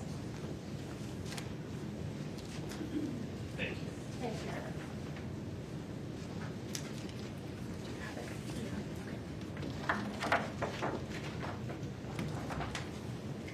Good morning, Your Honor. Kouri's mother, Lisa Darden, is here in the courtroom. She is actually, I feel, given me the privilege to read her words. She was concerned about her ability to read them herself. Your Honor, Kouri is my daughter. I write to you today carrying grief that words struggle to hold. First and foremost, I want to acknowledge the loss of Eric. He was my son-in-law, my friend, and a truly wonderful father. Eric had a kind heart and a generous spirit. He was deeply loved, and he will never be forgotten by me or by the many people whose lives he touched. Eric once saved my life, and I have carried that gratitude with me every day since. His legacy lives on most clearly through the 3 beautiful boys he left behind. Your Honor, I speak today as a mother and as a grandmother. The children are my greatest concerns. These 3 boys have endured unimaginable loss and upheaval in their young lives. They lost their father, then their mother, then the sense of safety and continuity every child deserves. Their world has changed again and again through no choice of their own. Whatever sentence is imposed will shape their lives forever. Whatever sentence is imposed That was their choice. I will continue to watch the boys grow, whether at school events, or sporting activities, and throughout their lives. I will keep them in my prayers, hoping they grow into emotionally stable and resilient young men. Kouri is more than the worst day of her life. She is a mother who has devoted herself to her children since the day they were born. Before all of this, she was deeply involved in their schooling, their sports, their faith, and their community. She coached teams, volunteered weekly at school, led youth programs, and taught her boys compassion through service, from food banks to flood relief to helping firefighters and families in need. Her life centered on her family and on helping others. In many ways, everyone impacted by this case has suffered loss. However, the greatest burden has fallen on 3 innocent children. These boys have experienced repeated disruption and trauma at an age when stability is essential. Before these events, they lived in a loving home with 2 devoted parents. They were surrounded by family, supported emotionally and financially, and deeply connected to both their mother and father. Their lives revolved around school, sports, family traditions, and feeling safe and loved. That sense of security was taken from them in stages. First, they lost their father suddenly and without preparation. They were informed by officials rather than being guided gently by a parent, a moment that forever changed their childhood. Their mother then spent more than a year helping them navigate grief, modeling compassion and emotional resilience, and working closely with them to understand loss in age-appropriate ways. She even found creative ways to help them cope emotionally during this painful period. Then, they lost daily access to their mother. Once again, they were told life-altering news by strangers rather than family. The boys were moved between placements, disrupting routines and emotional progress, despite beginning to feel settled and supported. Throughout this time, they maintained a meaningful and positive relationship with their mother through letters, phone calls, visits, and counseling. Later, they were moved again, against their expressed wishes, away from family caregivers and trusted relationships. Each transition compounded their confusion, anxiety, and grief. Children need continuity to heal, yet these boys have experienced repeated separations from the people they rely on most. As a grandmother who helped raise these children, I have also lost daily contact with them. They were a central part of my life, just as I was part of theirs. The separation from their maternal family has been devastating, not only to me, but to the boys themselves, who deserve access to all safe and loving family connections. Your Honor, these children have already endured more than most adults will in a lifetime. Being placed in the middle of adult proceedings and repeatedly confronted with painful realities risks further emotional harm. They love their mother. They need reassurance, not fear, healing, not more loss. I ask the court to carefully consider the cumulative impact on these children and the importance of preserving their emotional well-being and future stability when determining your appropriate sentence. Your Honor, I ask the court to take a moment to consider Kouri Richins as a whole person, beyond headlines or assumptions, and to understand the life she built before this case. Kouri has been driven, disciplined, and committed to growth from a young age. She graduated from high school in 2007, completing her studies a year early. She continued her education and earned her associate's degree in 2010. In 2012, she obtained her bachelor's degree, the same year she became a mother for the first time. In 2013, Kouri married Eric, and together they began building a family. Their second son was born in 2014. Kouri continued pursuing education while raising her children, earning her master's degree in 2017, followed by the birth of their third son shortly thereafter. Professionally, Kouri has consistently worked to better herself and provide for her family. She obtained her real estate license in 2019 and later earned her general contractor's license in 2021, achievements that reflected her work ethic, independence, and determination. In 2022, Kouri experienced a devastating loss with the sudden death of her husband. Despite profound grief, she sought constructive ways to cope and help others, publishing a children's book in 2023 focused on helping children process loss. After her arrest in 2023, Kouri did not retreat from self-improvement. While incarcerated, she earned her paralegal certificate in 2025. In 2026, she completed her MBA, pursuing education under extraordinarily difficult circumstances. She continues to seek opportunities for further education, demonstrating perseverance and a commitment to growth. Your Honor, this timeline reflects a pattern of responsibility, resilience, and continued effort to better herself, even in the most challenging moments of her life. I would like to illustrate Kouri's character through her actions and the way she lived her life, particularly as a wife, mother, and member of her community. Kouri was deeply devoted to her family. She was a committed wife to Eric and a hands-on present mother to their 3 sons. Their marriage was built on partnership and mutual support. Kouri consistently supported Eric in his career, hobbies, and interests, including his involvement in sports and coaching. She encouraged his passions and stood by him throughout their life together. In return, Eric expressed his commitment to caring for his wife and children, and their shared priorities were apparent in the way they lived and parented. As parents, Kouri and Eric focused on raising kind, engaged, and active children. Kouri was closely involved in her son's education, sports, and activities. She volunteered weekly at their school, coached youth soccer and basketball, served as a scout leader, and was present at practices, games, and events. Her time, energy, and focus were always directed toward her children's well-being and development. Beyond her immediate family, Kouri consistently showed compassion for others. She was active in community service and believed strongly in teaching her children empathy through example. Together, they volunteered at food banks, participated in flood relief by filling sandbags for elderly residents, baked cookies for firefighters during fire season, and assembled care packages for families and individuals in need. She also helped ensure that children in the community had proper winter clothes by donating nearly 100 pairs of snow boots to a local elementary school.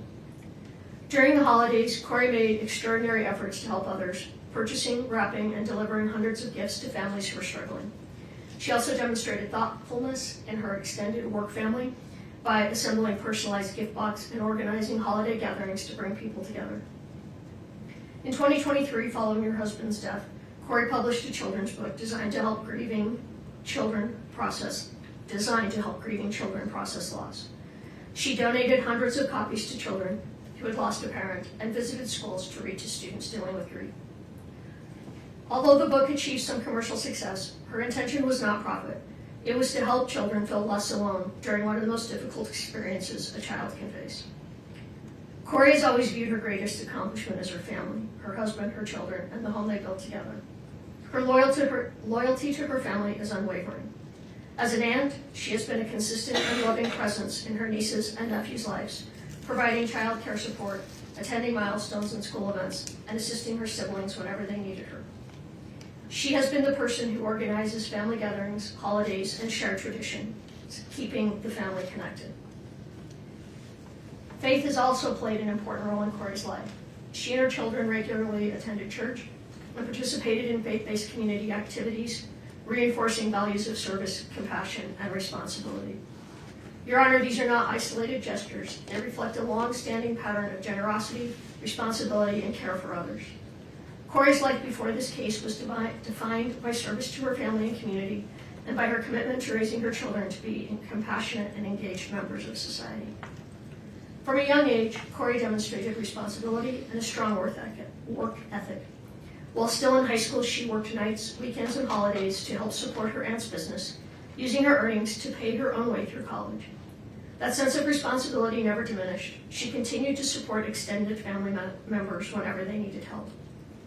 Only 3 weeks after losing her husband, Kouri faced another profound loss with the death of her uncle. Even while grieving deeply herself, she stepped forward to help her aunt by taking on the responsibility of planning the funeral. This pattern, putting others' needs ahead of her own pain, has been consistent throughout her life. Kouri has always believed that no one should have to navigate grief or hardship alone. Kouri and I share an exceptionally close relationship as mother and daughter. She has stood beside me during some of the most difficult moments of my life, including surgeries and radiation treatments, providing care, support, and comfort without hesitation. Our relationship is built on mutual reliance, trust, and love. I, in turn, have played an active role in her family's life, helping care for Eric, the boys, and Kouri, and being deeply involved in their daily lives. Kouri also shares a strong bond with her brother. Though close in age, and like many siblings growing up, it was the loss of their father shortly after high school that solidified their understanding of the importance of family. Since then, the relationship has only grown stronger. They have supported each other through life's milestones, challenges, and joys. As a mother, Kouri has always made sure her children felt surrounded by family. She intentionally included her brother in holidays, family gatherings, and everyday moments, reinforcing the value of connection and belonging. She welcomed her brother's wife into the family from the very beginning, making a deliberate effort to ensure she felt included and supported. She has constantly offered help with family milestones, celebrations, and responsibilities, always striving to ease stress for others. Kouri takes pride in maintaining a close-knit family. She believes that shared time, whether during holidays, sporting events, small gatherings, or simply simple evenings together, is essential. Creating those moments of connection has always mattered deeply to her, and she has worked intentionally to keep her family united. Kouri played an important and deeply integrated role within the Richins family, particularly during times of hardship. When Eric's mother passed away in Hawaii, Kouri provided steady emotional support to the entire family and assisted in organizing funeral arrangements, stepping in wherever help was needed during a very painful period. Her commitment to Eric's family was genuine and enduring. At one point, Eric's mother expressed that Kouri was not simply her daughter-in-law, but her daughter, a reflection of the closeness and trust Kouri had earned within the family. Kouri and Eric prioritized time with extended family, creating meaningful memories together, including regular visits to St. George, Utah, to spend time with Eric's grandmother. When one of Eric's sisters faced unemployment, Kouri helped her secure work at the hospital where she herself was employed. She also routinely provided childcare for her sister-in-law's children, allowing them time together as a couple. Her involvement went beyond logistical help. She always participated in family milestones, including serving in a bridal party and assisting with wedding planning for another of Eric's sisters. During a particularly difficult period in that sister's life, Kouri accompanied her to a self-help retreat, offering both emotional support and companionship. Within the Richins family, Kouri often served as a source of calm and connection. She consistently worked to ease tensions, provide comfort, and maintain relationships during challenging moments. Her efforts contribute significantly to the overall well-being of the family. Kouri's compassion extended well beyond her immediate and extended family. She opened her home to the parents of a friend whose house had been damaged, offering them a safe place during a difficult time. When another friend's parents lacked firewood, their sole source of heat during the winter, Kouri arranged for a truckload of wood to ensure they stayed warm. She maintained close, supportive friendships, participated fully in friends' major life events, and was actively involved in the lives of their children. As a neighbor, Kouri was equally attentive and caring. Her home was offering a gathering place for neighborhood children, and she routinely prepared meals for parents working late or offered help to neighbors facing illness, including one undergoing chemotherapy. Her generosity was never performative. It was quiet, consistent, and motivated by genuine concern for others. Kouri is not a perfect person, but she is an authentic one. Her life has been marked by steady acts of kindness, loyalty, and service toward her family, her friends, and her community. She has always found purpose in easing the burden of others and helping people through difficult moments. Following Kouri's separation from her children, they were placed in a living situation that differed from what they expressed as their preference, despite having strong and meaningful bonds with extended family who had long played an active role in helping raise them. As young children, they had little control over these decisions, which added to their sense of uncertainty and loss. Kouri's sons are now facing significant emotional challenges in their day-to-day lives. They are processing grief, separation, and repeated changes, all at an age when stability is critical. Like their mother, Kouri's eldest son is especially sensitive and expressive, and he has struggled deeply with these transitions. All three boys are currently receiving counseling, which has been essential in helping them cope. Kouri has consistently supported therapeutic intervention and has emphasized the importance of counseling not only for each child individually, but for the family as a whole. In particular, she has advocated for additional individual support for her eldest child, recognizing his specific emotional needs. The circumstances surrounding their separation and the rules governing communications have made it difficult for Kouri and her children to openly share their feelings with one another. This limitation has taken an emotional toll on both the boys and their mother. Important thoughts, reassurances, and emotions often remain unspoken, creating additional stress and sadness. As a mother, Kouri experiences deep anguish over her inability to comfort her children as she once did. She worries constantly about their emotional well-being and struggles with the pain of knowing they are hurting while being unable to fully support them. Her concern for her sons remains constant and unwavering. Kouri has endured profound emotional and personal suffering since the loss of her husband. She is grieving the absence of the man she loved and built a life with, while navigating separation from her children and family under intense public scrutiny. The weight of these losses is immense, and it has affected not only Kouri, but her entire family, her mother, her children, and those who love her. Despite being incarcerated, Kouri has continued to demonstrate resilience and personal responsibility. Within the confines of jail, she has dedicated herself to education and self-improvement, using her time to study and work toward meaningful goals. These efforts reflect her character and her desire to grow, contribute, and remain a constructive presence, even under extremely difficult circumstances. Like many marriages, Kouri and Eric faced challenges. When difficulties arose, they chose to address them responsibly by seeking marriage counseling rather than turning away from one another. Those efforts strengthened their relationship. By all accounts, from those closest to them, they were in a period of renewed connection and commitment, focused on their family and their future together. Your Honor, I stand before you as Kouri's mother. I love my daughter. I have known her for her entire life, not just through this case. I cannot speak to every aspect of what the court has considered, but I can speak to who she is as a human being, as a mother, and as a member of her family. I do not believe that Kouri did this, nor do I believe Kouri could possibly be capable of this crime. I can't validate what she did financially one way or another, and that's something Kouri will have to live with. I respectfully ask the court to consider a sentence that holds Kouri accountable for the jury's verdict, while still allowing for the possibility of mercy and hope. A sentence without the opportunity for parole would permanently separate her from her children and leave no room for redemption. Kouri's life has meaning, especially to her 3 sons and her family, and I respectfully ask that the sentence reflect not only accountability, but also the potential for rehabilitation and the profound long-term impact on innocent children. Your Honor, I ask from a mother's heart that Kouri be given a sentence that allows the possibility of a future, one in which she can continue to grow and one day be a positive presence in life and her children's lives again. I firmly believe the jury reached an incorrect conclusion and that this outcome represents a profound injustice driven by personal bias. I do not believe Kouri is capable of committing murder. No one understands her loves her children as deeply as their mother does. Thank you for listening, Your Honor. I love you, Kouri, Carter, Ashton, and Weston. Her story does not end with this sentence. It is the strength of her comeback that will define it. Thank you, Ms. Lee. Your Honor, at this time, we would ask Renee Odom. She is going to read her own letter. We ask that she approach the podium, and I will provide it to the court and the prosecution as well. Of course. Renee, good morning. Good morning. One moment, please. Thank you. Renee, please proceed. My name is Renee Odom, and I am here today as the sister of Kouri Richins. I want to begin by saying nothing I share today is meant to excuse or lessen the seriousness of what has brought us here. Eric's life was taken, and that loss is permanent. I want to acknowledge Eric by name and say that I loved him. He was kind to me. He was a part of my life, a part of my children's life, and a part of my family.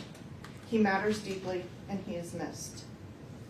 This tragedy has devastated our family, and its deepest impact continues to fall on Kouri's 3 boys. For more than 3 years now, they have been unable to see or speak with their mother. They have lost their father, and at the same time, they have lost access to their mom. Even in separation, Kouri has never stopped being their mother. She writes to her boys every single week. She reaches out every birthday, every holiday, holding on to that connection with everything she has and reminding them that they are loved. Kouri is my baby sister, and she has been an integral part of my life and the lives of my children. She has shown up for our family in ways that are impossible to count. I was there at her graduation from high school. I was there for the wedding of Kouri and Eric, moments filled with love, hope, and dreams for the future. She was there for my wedding and the birth of my son. She was there for me when I graduated college. She stood beside me at the baptism of both of my daughters. She poured her heart into giving my oldest daughter a beautiful sweet 16. These were not obligations to her. This is who she is. Kouri has always been the glue that held our family together. She hosts every Christmas. She planned every family vacation and made sure that no one ever felt forgotten or left behind. She believes deeply in helping others, and she has lived with this belief throughout her life. Even from behind bars, Kouri has continued to help people, offering support and encouragement and kindness any way she can. That desire to be of service has never left her.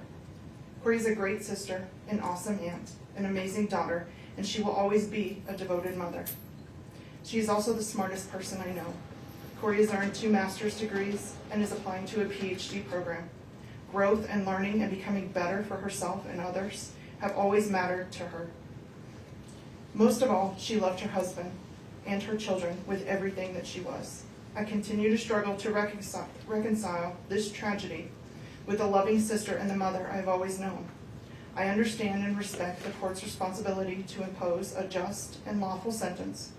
I am not here to challenge the verdict or to minimize the harm that has occurred.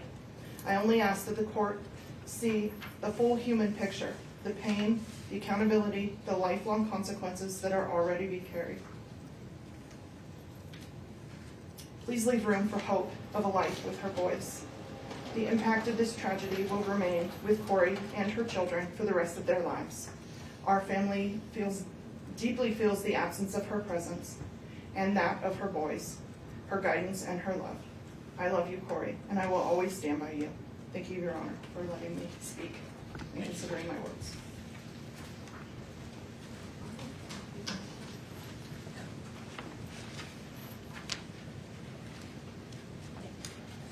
Your Honor, at this time, I'm going to read a letter from Kouri Richins.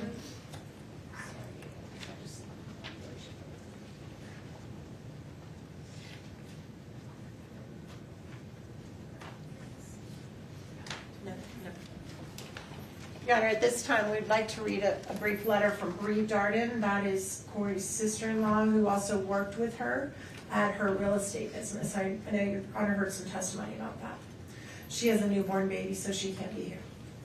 Your Honor, I was introduced to the Richins family around 8 years ago, excuse me, and was able to have been around Kouri, Eric, and the boys since the youngest was 1.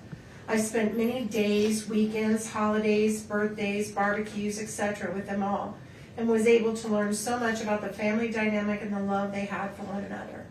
No, their family wasn't perfect. No one's is. But those boys were loved beyond belief by both parents. Kouri and Eric did everything for the boys, to protect them, to teach them, to encourage them, to show them love, and mostly to show them 2 loving parents. My heart goes out to the 3 boys, as they do not deserve to be going through all this, as well as they do not deserve to be alienated from one side of their family. I miss them dearly every day. To know Kouri is to know the love she has in her heart. Kouri is one of the most selfless and caring people I know. She lived for those boys and lived to be the best wife she could be. Yes, she made mistakes in her marriage, as we know. So did Eric. But at the end of the day, they chose each other and their family. As a loving mother, exceptional caretaker, and benevolent humanitarian, Kouri was truly a devoted volunteer. She never stood still when she knew she could help another, embodying the definition of true character. From the moment this sudden, unexplainable tragedy occurred, there has been a distaste for Kouri for personal reasons rather than factual reasons. From allegations made by individuals she regarded as family, to authorities not conducting a systemically correct investigation and then not being given a suitable, unbiased venire. The conclusion of this case seemed inevitable. Although I am not here to argue the verdict, I am here to help provide perspective on views you are unable to hear about. Kouri is a mother, a sister, a daughter, an aunt, widow, and at the end of the day, an imperfect person striving for grace. She is someone whom the community trusted, neighbors enjoyed, and her boys counted on as a supporter. I respectfully ask that the court consider the totality of her character and her full life history when making a determination. Your Honor, the next individual that spoke is Kouri's aunt. This is Lisa's sister. Her name is Doreen Kouri.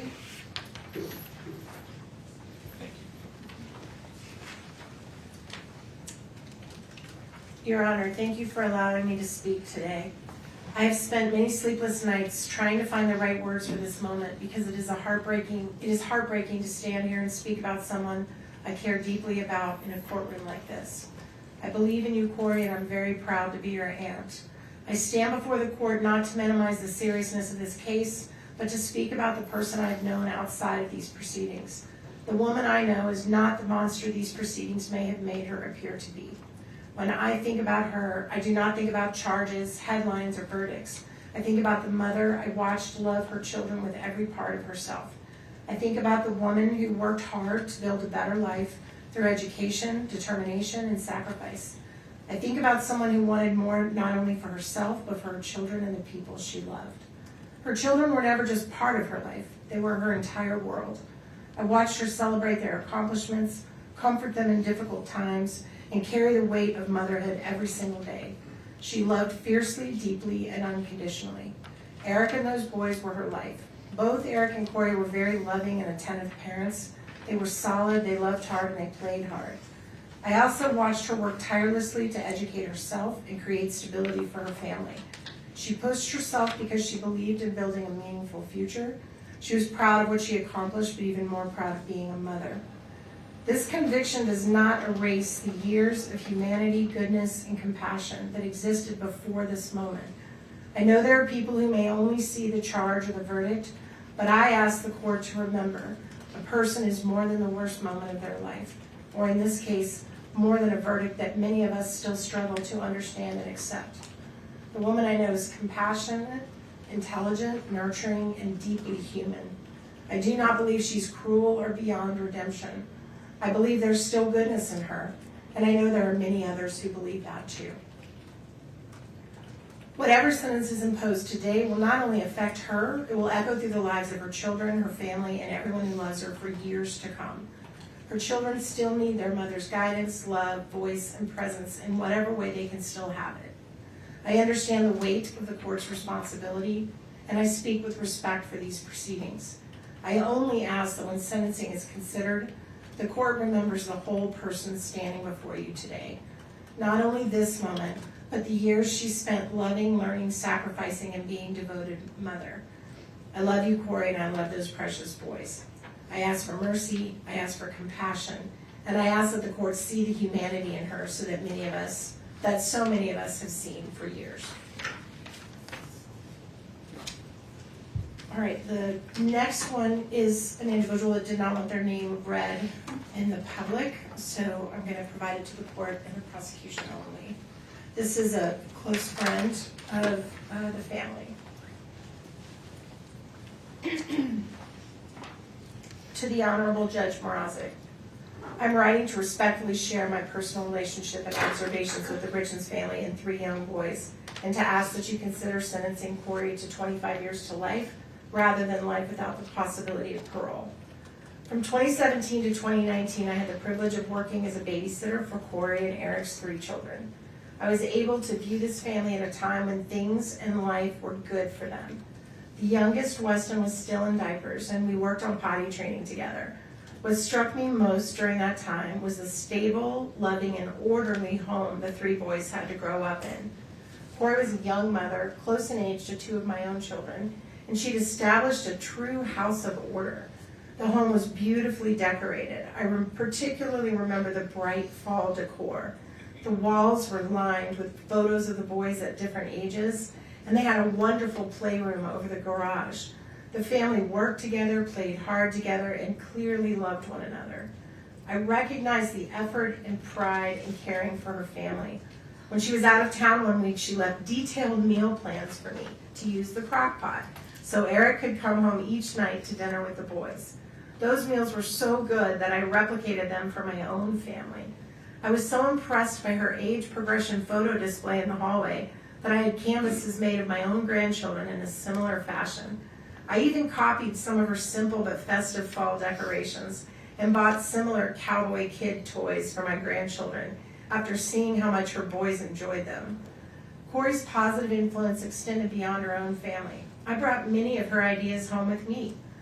I do not wish to minimize the tragedy of this case. I watched the funeral online and was heartbroken, especially hearing young Carter say he would now be the man of the house.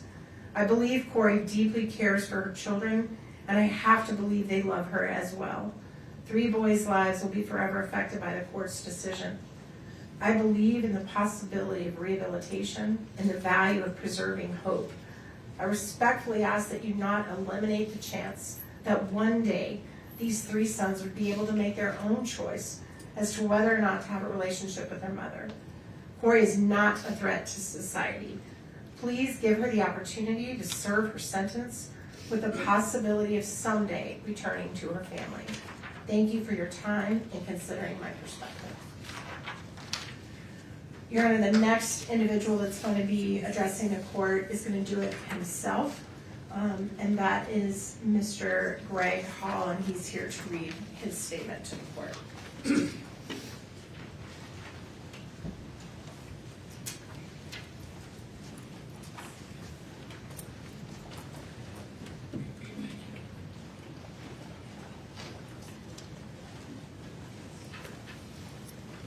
Sir, please proceed.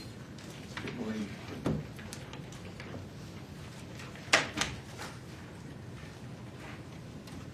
Good morning, Your Honor. Before I say anything else, I want to express my deepest sympathy and most sincere condolences to the Richins and Darden's families. Nothing I say today is meant to diminish the weight of what has brought us into this courtroom today.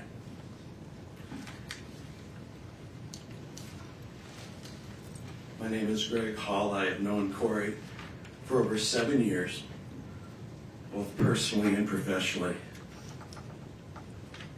And we have stayed in daily contact by phone, text,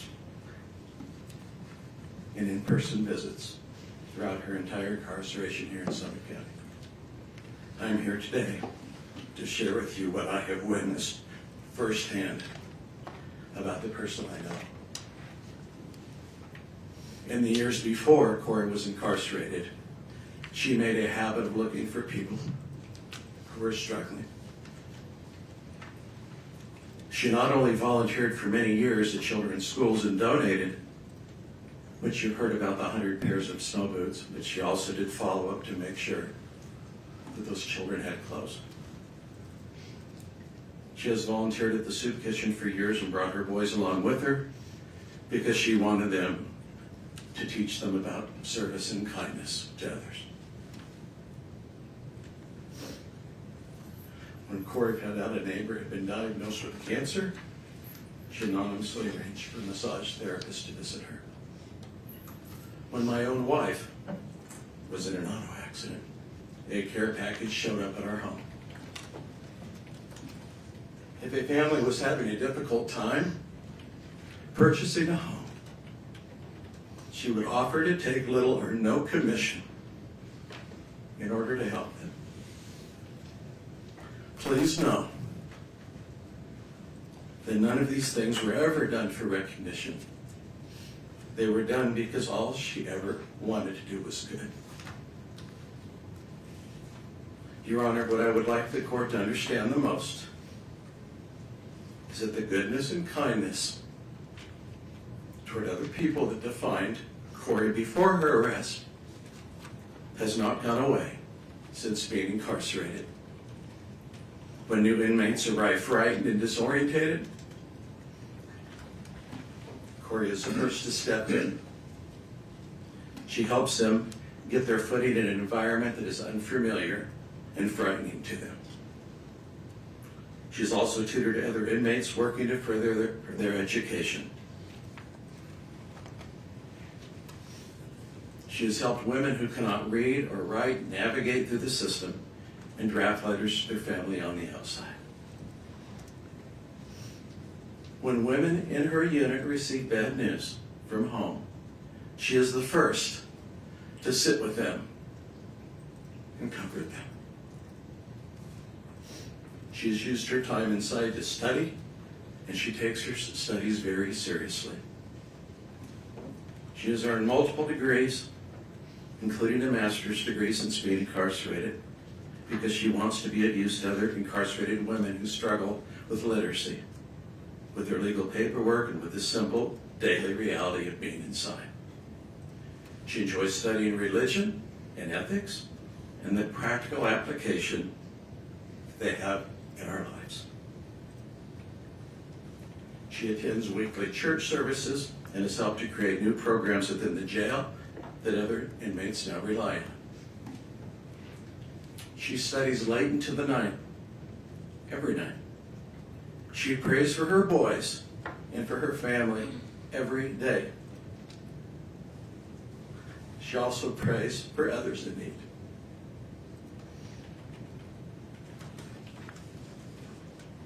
She writes to her sons, though her letters are returned to her unopened. She has not stopped trying to contact them, to express her love for them. Your Honor, the Kouri that I talk with each day is still filled with kindness, with goodness. Even to this day, as we speak to one another, she continues to ask and care about how people on the outside are doing. My family, her family, people we mutually know, before ever talking about herself.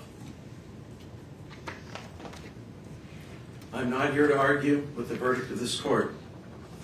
I am here to tell you that the person I have known for over 7 years is still there, still trying, still useful to people around her in the small ways available to her to continue to be of service and provide acts of kindness.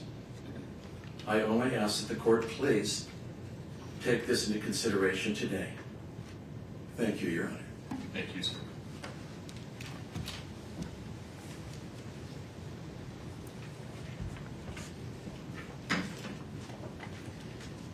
Your Honor, the next two letters are from individuals who are investors with Ms. Richins in her real estate business. Both of these individuals did experience losses of money. So although they may not be victims in this case, they, I guess, are technically victims in the case that is pending. So I think their perspective is important. The first one, for some reason, I only have one copy. I'm going to give just a moment for Mr. Bloodworth to read it. Then I'll read it, then I'll hand it to the court. Thank you.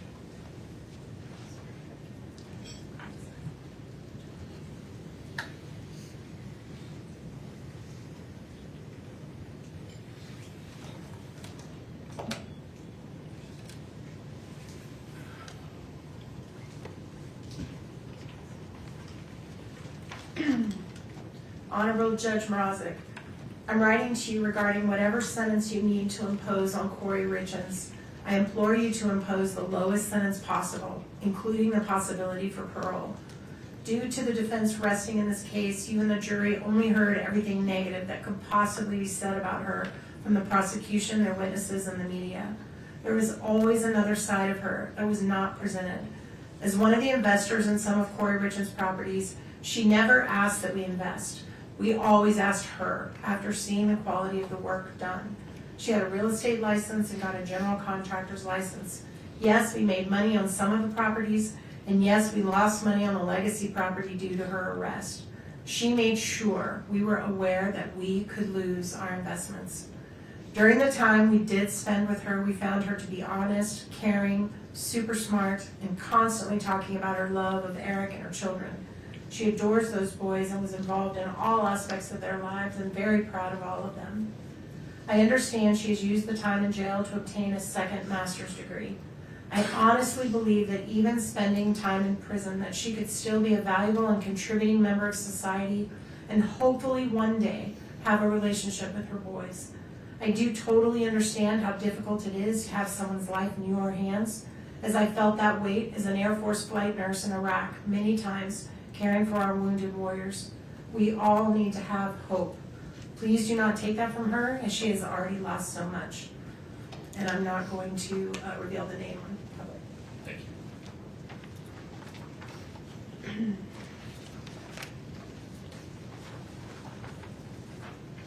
The second one is also an investor, Your Honor, that did lose a significant amount of money. So some type of victim status here. Honorable Richard Mrazek, thank you, Your Honor, for the opportunity to address the court at this sentencing hearing. Actually, okay, I do have an extra of that one. Thank you for the opportunity to address the court at this sentencing hearing for Kouri Richins. May I first say that I was so impressed with your professionalism and demeanor during the trial. It appeared to me that you were very thoughtful in trying to judge fairly during the court proceedings. I would like to speak on my real estate experience with Kouri over the 3 years that I invested in 10 or more fix and flip home transactions.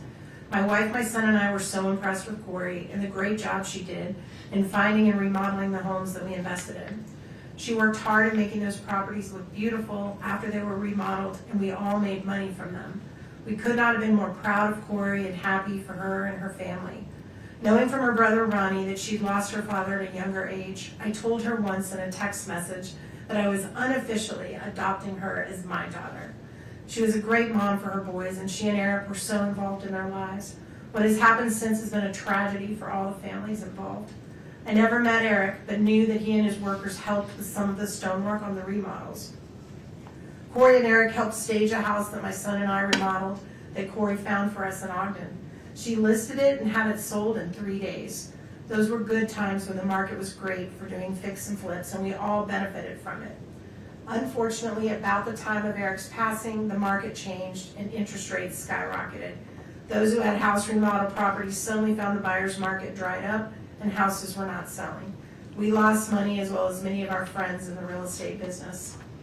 In watching some of the proceeding on court TV, I personally did not think that the state proved beyond a reasonable doubt that Kouri was guilty and responsible for Eric's death. I was surprised at the jury's verdict because it left doubt in my mind based on the testimonies given. Kouri has lost everything: her husband, her 3 young boys, friends, family, and her home. May I appeal to the court that her sentencing may grant her the possibility of parole at some future time. Thank you for your kind consideration. And also this name we are not reading out loud. We also have several very short statements from people who have worked with Ms. Richins in the jail. These are volunteers that give their time, no money, that come to the jail to help people that are incarcerated to try to better themselves and better their lives. This first one is from the art class facilitator, Ms. Katie Fish. Dear Judge Mrazek, I'm writing to you today on behalf of Ms. Kouri Richins. I have known Kouri over the last 2 years within the context of the educational programs for the Summit County Justice Center. I facilitate an art class as a representative of Mountain Life Church. In that art class, Kouri's carried herself with ease and warm regard to the other inmates and those of us present as facilitators. While she's shown care for the other inmates, she has also been very respectful to those of us facilitating. Even when she had been carrying challenging emotions, she's conducted herself with respect and grace.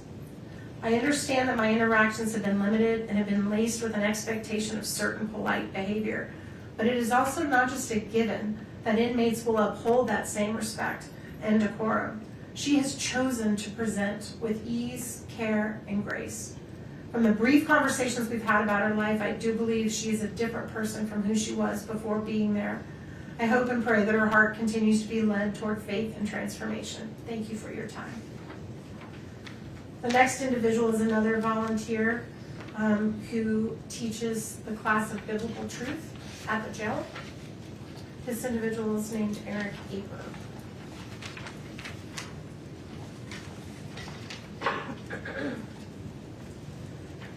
Dear Honorable Richard Mrazek, my name is Eric Marty Aper. Through Mountain Life Church in Park City, I've been a volunteer at the Summit County Jail for 8 years, helping to teach biblical truth to those incarcerated there and leading church services on Sunday afternoons. Kouri Richins has been a regular attendee of these services since May of 2023, the start of her incarceration, and has shown an amazingly consistent and upbeat, positive attitude. Kouri contributes in the church service discussions. She frequently comes alongside other inmates and encourages them to attend church as well. Not only does she encourage church attendance, she also carries the applicable issues that we discuss back to the pod where she resides, looking to find the peace and love of Jesus Christ in difficult situations where the inmates live. I have witnessed her kindness in talking with and encouraging fellow inmates that they can succeed in drug treatment programs, complete education programs, and work to overcome frustrations that come with poor decisions that end up with incarceration. Please call me with any questions or let me know what I can do to help with regards to Kouri Richins. And then the last one is also, I believe, a pastor that leads church services.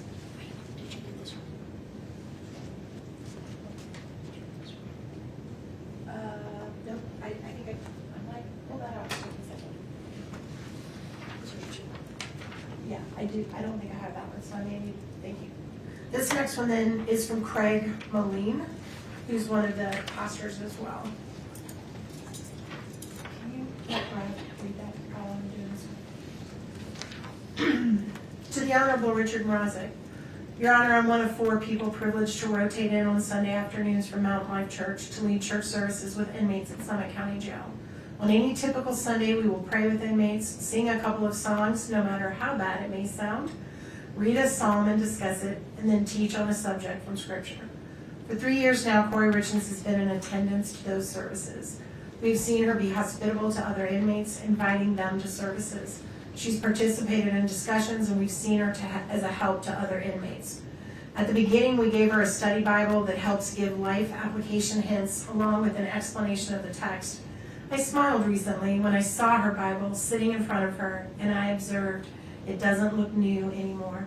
It looks like a well-read book. In our teaching and discussions, we have talked about being intentional about posturing our hearts before sovereign God and coming to Him with humility with our prayers. We talk about what it means to have a personal and intimate relationship with God through Jesus. She has acknowledged her faith in Jesus and acknowledged she has felt His peace in rough times, what is often expressed in the Psalms. She has commented, when life around you falls apart, we still have a God to lean into and who reaches down and cares for us and gives us comfort and hope. The Kouri I know will thrive where she is. She will trust in her God for peace, and she will pray. She will continue to pray for her loved ones, and she will be a positive influence to those around her. Respectfully submitted. And then one last letter from the jail. Oh, yes. This is also a volunteer, an individual named Heidi Tunney. Dear Judge Mrazek, I'm writing to you on behalf of Kouri Richins. I've been working with Kouri over the past 2+ years as a volunteer at the Summit County Correctional Facility.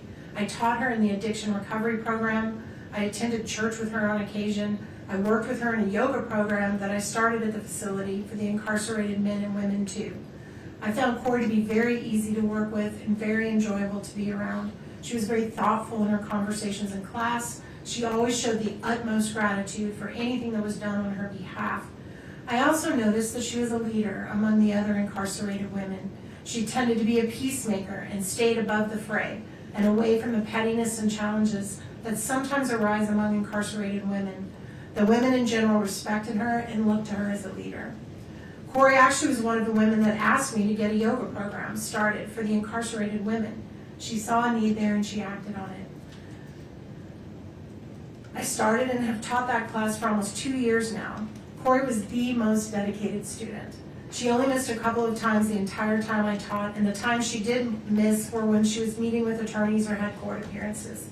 She has continued to attend even after she was found guilty at her trial. I wish nothing but the best for Kouri. She has a very long road ahead of her. I hope and pray she will continue to use the programs provided to those that are incarcerated to better herself and lead the other women around her. The last letter we have in this section is going to be read by Kouri's brother, Ronnie, who's here to read it himself. And then we're going to have, Mr. Ramos, there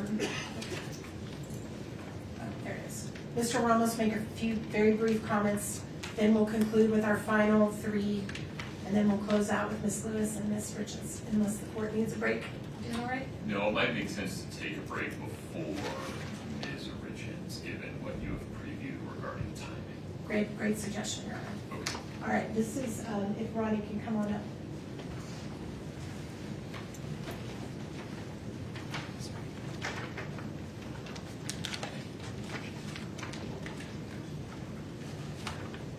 Good morning, Honor. I'd like to address the court with actually a person what I did bring to Kouri. Okay. Little sister, I love you. I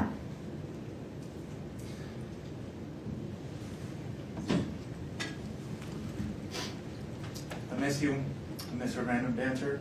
I miss your calls. I miss your constantly over-the-top positive attitude every time we speak. I miss our game nights. I miss our stupid finger gun dance after we won a game.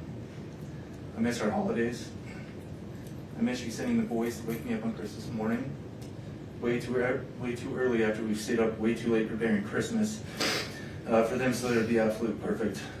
I miss our Sundays together. I miss arguing with the boys about who's better, Messi or Ronaldo, Brady or Rogers. I miss our backyard games. I miss me and the boys running all over you at sports in the backyard and Eric getting mad because you weren't competitive enough and you were really just out there to have fun and laugh. I miss you constantly luring me into your newest ideas and getting me excited about them. I miss vacationing. I miss family volleyball. I miss playing Madden and FIFA with Eric and the boys. I miss your stupid goats. I miss the soccer games and the celebrations we created for the boys after they scored a goal. I miss Carter's smile and his obsession with goat videos. Ashton's freckles and his competitiveness. And Weston's baby blues and tenderheartedness. I miss hearing them say Wani and playing catch in your living room. I miss your family. I miss our family. I miss the life that was stolen. I miss the life that was stolen from us for reasons that we can't yet fully understand. We don't, with 100% certainty, know what happened to Eric. No one does, but we do know with 100% certainty that it wasn't caused by you.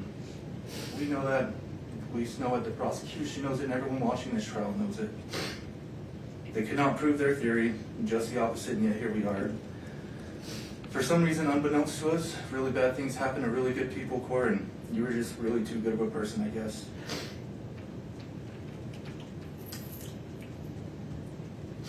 I promised Dad a long time ago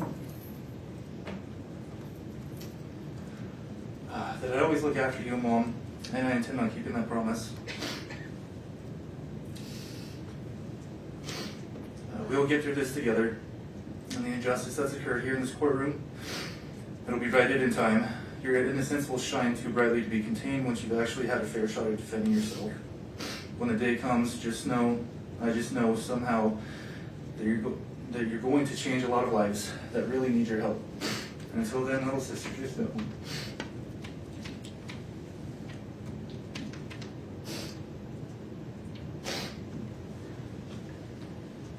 Just know that I'm right by your side, and I'll always be right here for you. I love you. Right, thank you.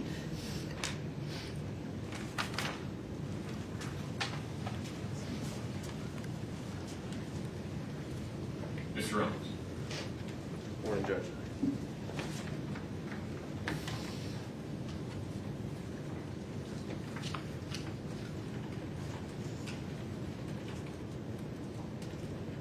Your Honor, I want to maybe begin by speaking just plainly and honestly.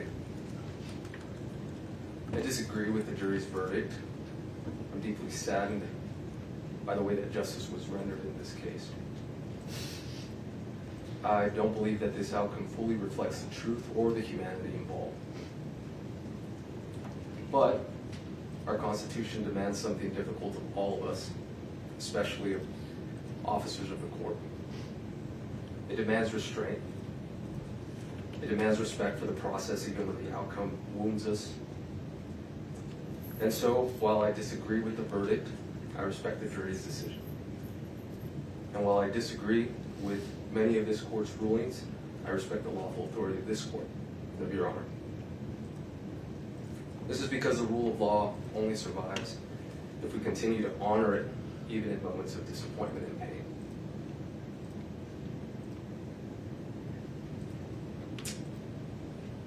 But as a Catholic, there's one authority higher than any courtroom, verdict, or government power, and that is God.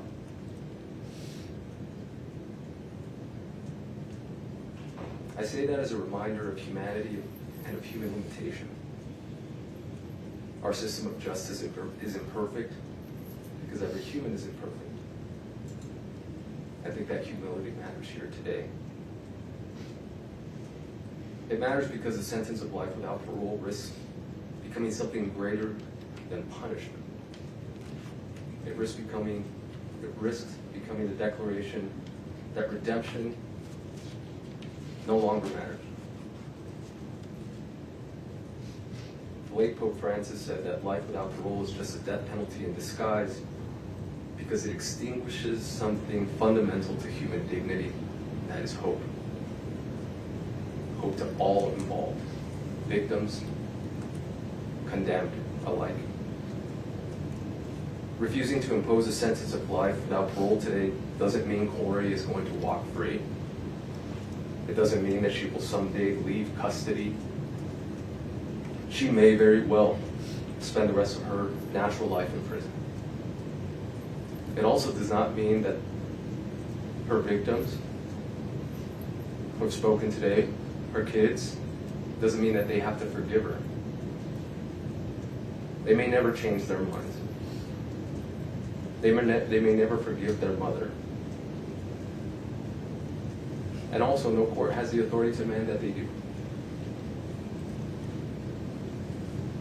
But refusing to impose a sentence of life without parole does mean that we do not close the door completely. It means we do not presume to know with absolute certainty what a human life, victim or condemned, may become decades from now. It means that we do not extinguish hope entirely. Time changes people, pain changes people, grief changes people. Even victims and victims' families over years and decades sometimes arrive at places their present suffering could never foresee. Some discover forgiveness, some discover peace, some simply discover that healing and permanent condemnation are not always the same thing. And others don't. A sentence of life without parole assumes none of that human change matters. Not the change in the person condemned, not the change in those harmed. A life without parole sentence freezes every human being, victim and condemned, inside the worst moment of their life and declares that moment permanent. Our Constitution demands more restraint than that, because a real measure of justice is not what we do when mercy is easy. It is whether we preserve humanity when mercy is hardest. No sentence handed down today will undo suffering. A different verdict wouldn't have reversed tragedy. But there is a profound moral difference between saying you must be punished and saying you are beyond redemption forever. One is justice restrained by humility. The other risks becoming judgment without end. And no human institution possesses the moral certainty to make that judgment absolutely. That lies with God alone. Thank you, Judge.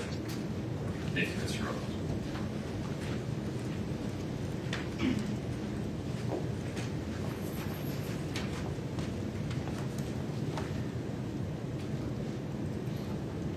Your Honor, I told you in the opening statements that we were going to do something a little bit different when we called upon some perspectives of people that don't even know Kouri, but that have been through this horrific journey through no choice of their own.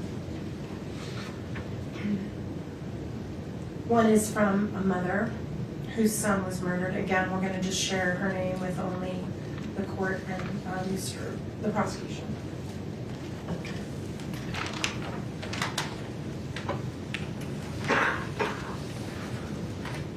Honorable Judge Richard Mrazek. I'm going to skip the names, including the name of her son.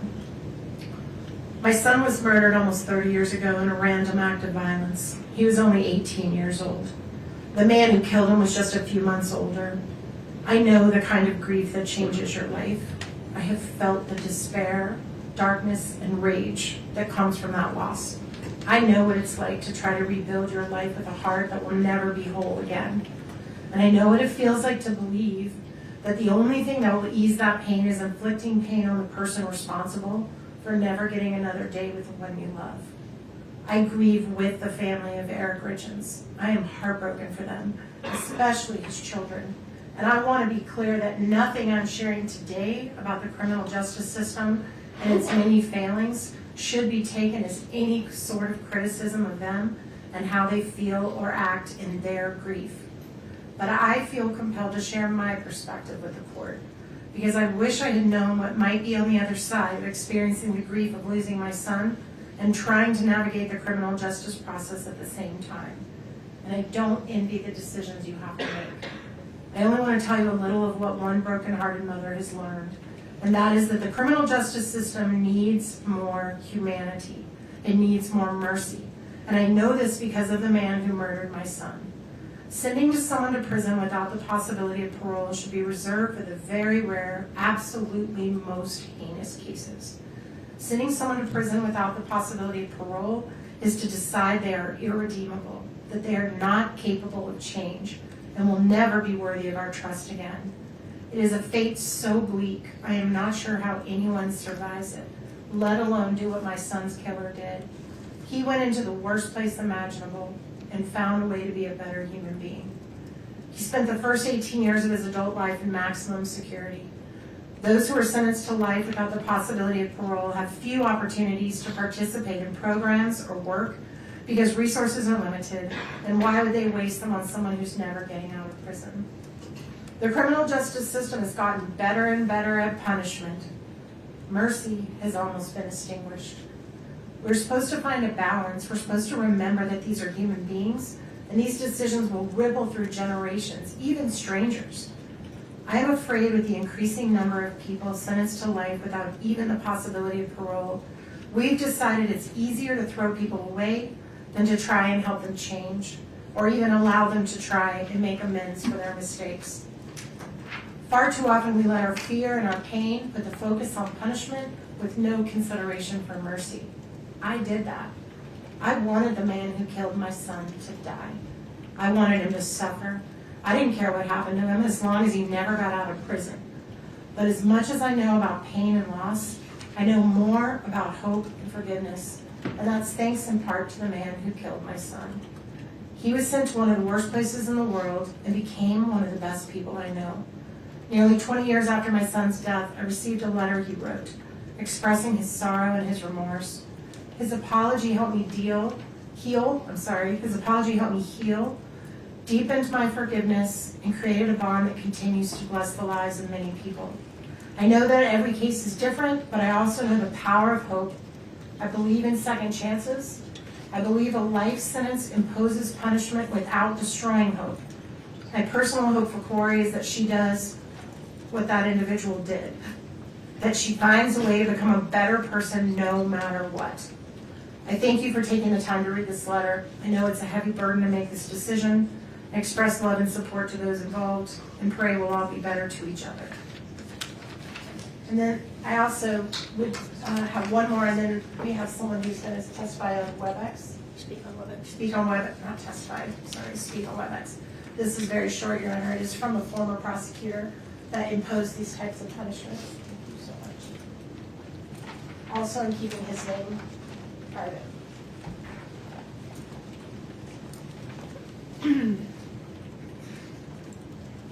As a matter of fact, I'm going to skip the very first sentence because it would reveal who he is. So I'll just let the court read the first sentence quietly.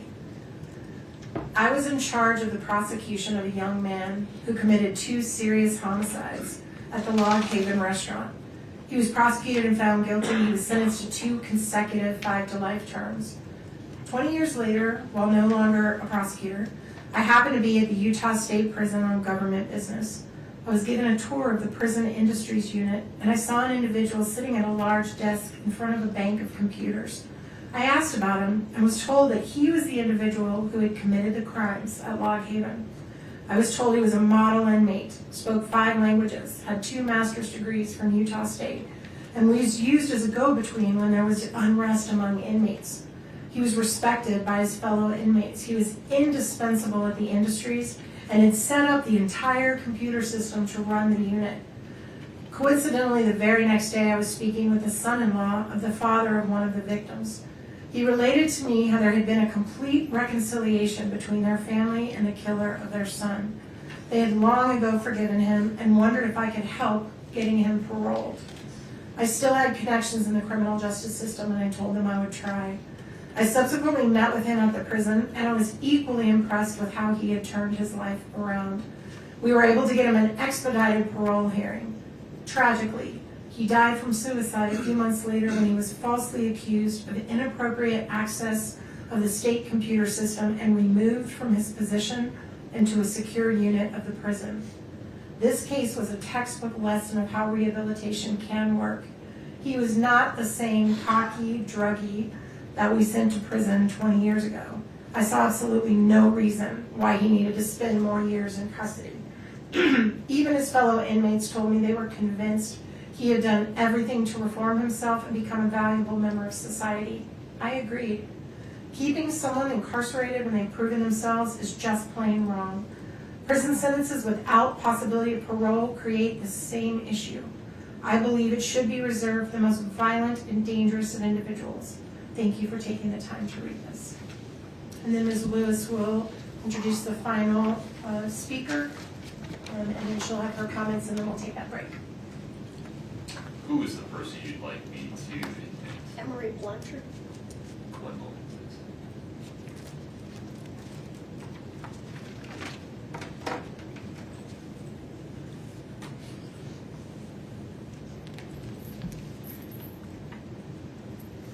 Emery, if you'd please unmute your audio, I'd appreciate it. Are we able to see her number? Oh, my apologies. Thank you.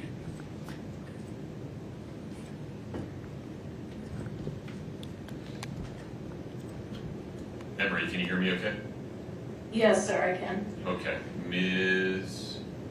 Lewis is going to make an introduction, and then you'll be free to make your statement. Emery Blanchard understands what no one else in this courtroom understands. What the three children of Kouri and Eric are going through.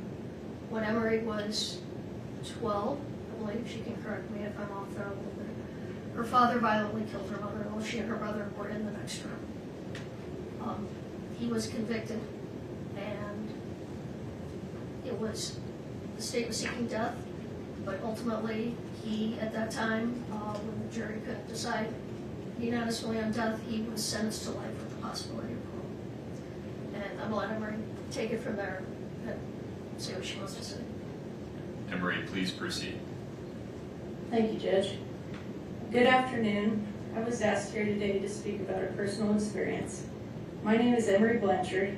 I grew up in Park City, and in 1995, when I was 13, my father murdered my mother, Patty. It was a brutal and premeditated murder, and I was in the house when it happened and witnessed it. It was a death penalty case, but my father was sentenced to life in prison with the possibility of parole. At the time, I wanted him to go to prison for a long time, and I didn't want to see him again. I was afraid for my life and safety as well. My mother's parents and uncle raised me. We would refuse phone calls from the prison, but my family collected every letter he sent and saved them in boxes, just in case I ever wanted to read them. In a short 4 years, when I was about to turn 18, I decided I wanted to see my dad. I had questions regarding the murder that I needed answered for my own mental health.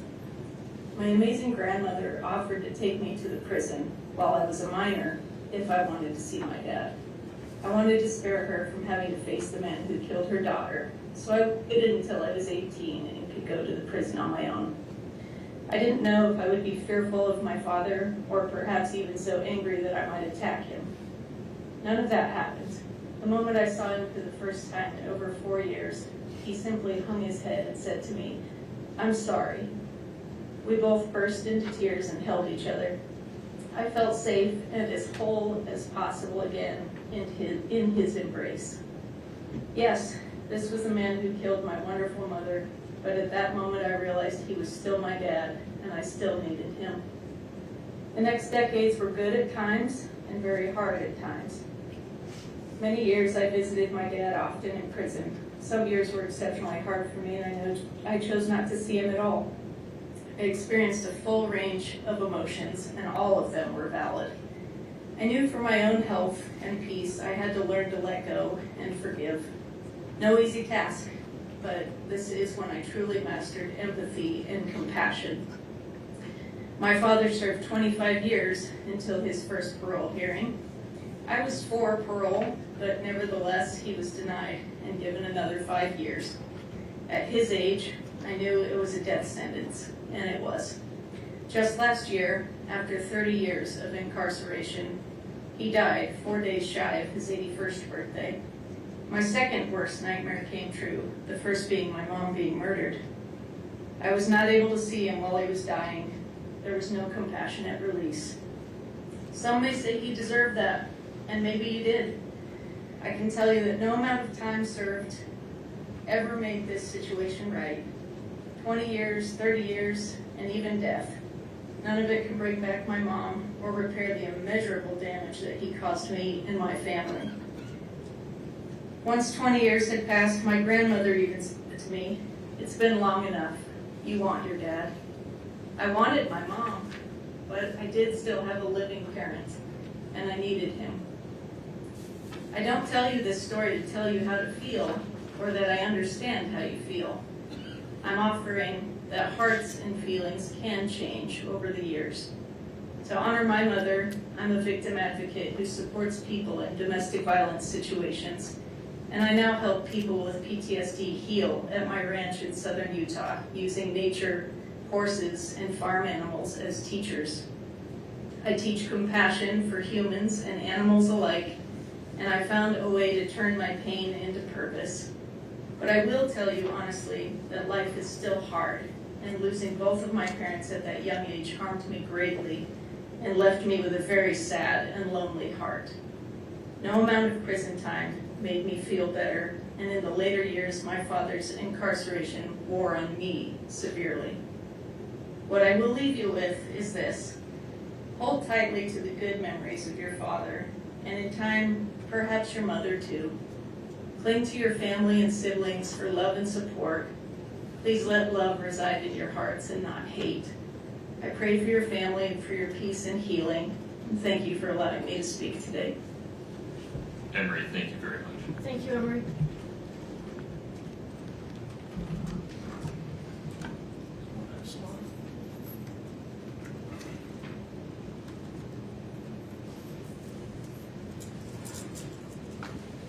Your Honor, there is so much more to sentencing a person than punishment.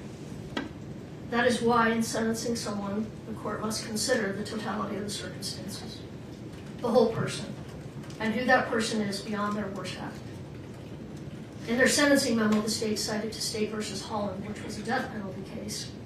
The state quoted the court as follows: "The psychological reality is that aggravating circumstances in first-degree murder cases will virtually always outweigh mitigating circumstances. However, what the state left out is what the court said next, which was that the Eighth Amendment doesn't allow the death penalty in every case, and courts must take a long, hard look at the totality of the circumstances, the values of society, and the value of all human life. And though this is not a death penalty case, the same would apply to a sentence of life without the possibility of parole." Ms. Nestor spoke a little bit about what a life without parole sentence looks like. Locked down for 23 hours a day. If we treated our dogs like this, they would be taken away. Yet, this is how the state wants Kouri Richins to be treated. A sentence of life without parole is safe for only the most heinous of crimes. The state wants to place Kouri in that category. They say she is in that category, but this simply is not the type of crime that we typically see get a sentence of life without parole. Currently, there are approximately only 72 people in Utah serving this sentence. These include people such as Edward Deli, the co-defendant of Vaughn Taylor, who is currently on death row. They killed 2 women, kidnapped 2 young girls, and attempted to kill those girls' father by lighting their cabin on fire. I believe that was in Summit County. It includes Daniel Ray Troyer, a serial killer and rapist of women in their 80s. He was convicted of killing 2 women, admitted to a 3rd, and likely killed a 4th. That authorities are aware of. It includes Matthew John Breck, who kidnapped a 10-year-old girl, stabbed her multiple times, severed her spinal cord, and left her dead on her front porch. It includes numerous individuals who brutally murdered children, some who murdered police officers. There are only a handful of people serving life without the possibility of parole for killing a spouse. And in all but one of these that I could find, they killed more than just their spouse.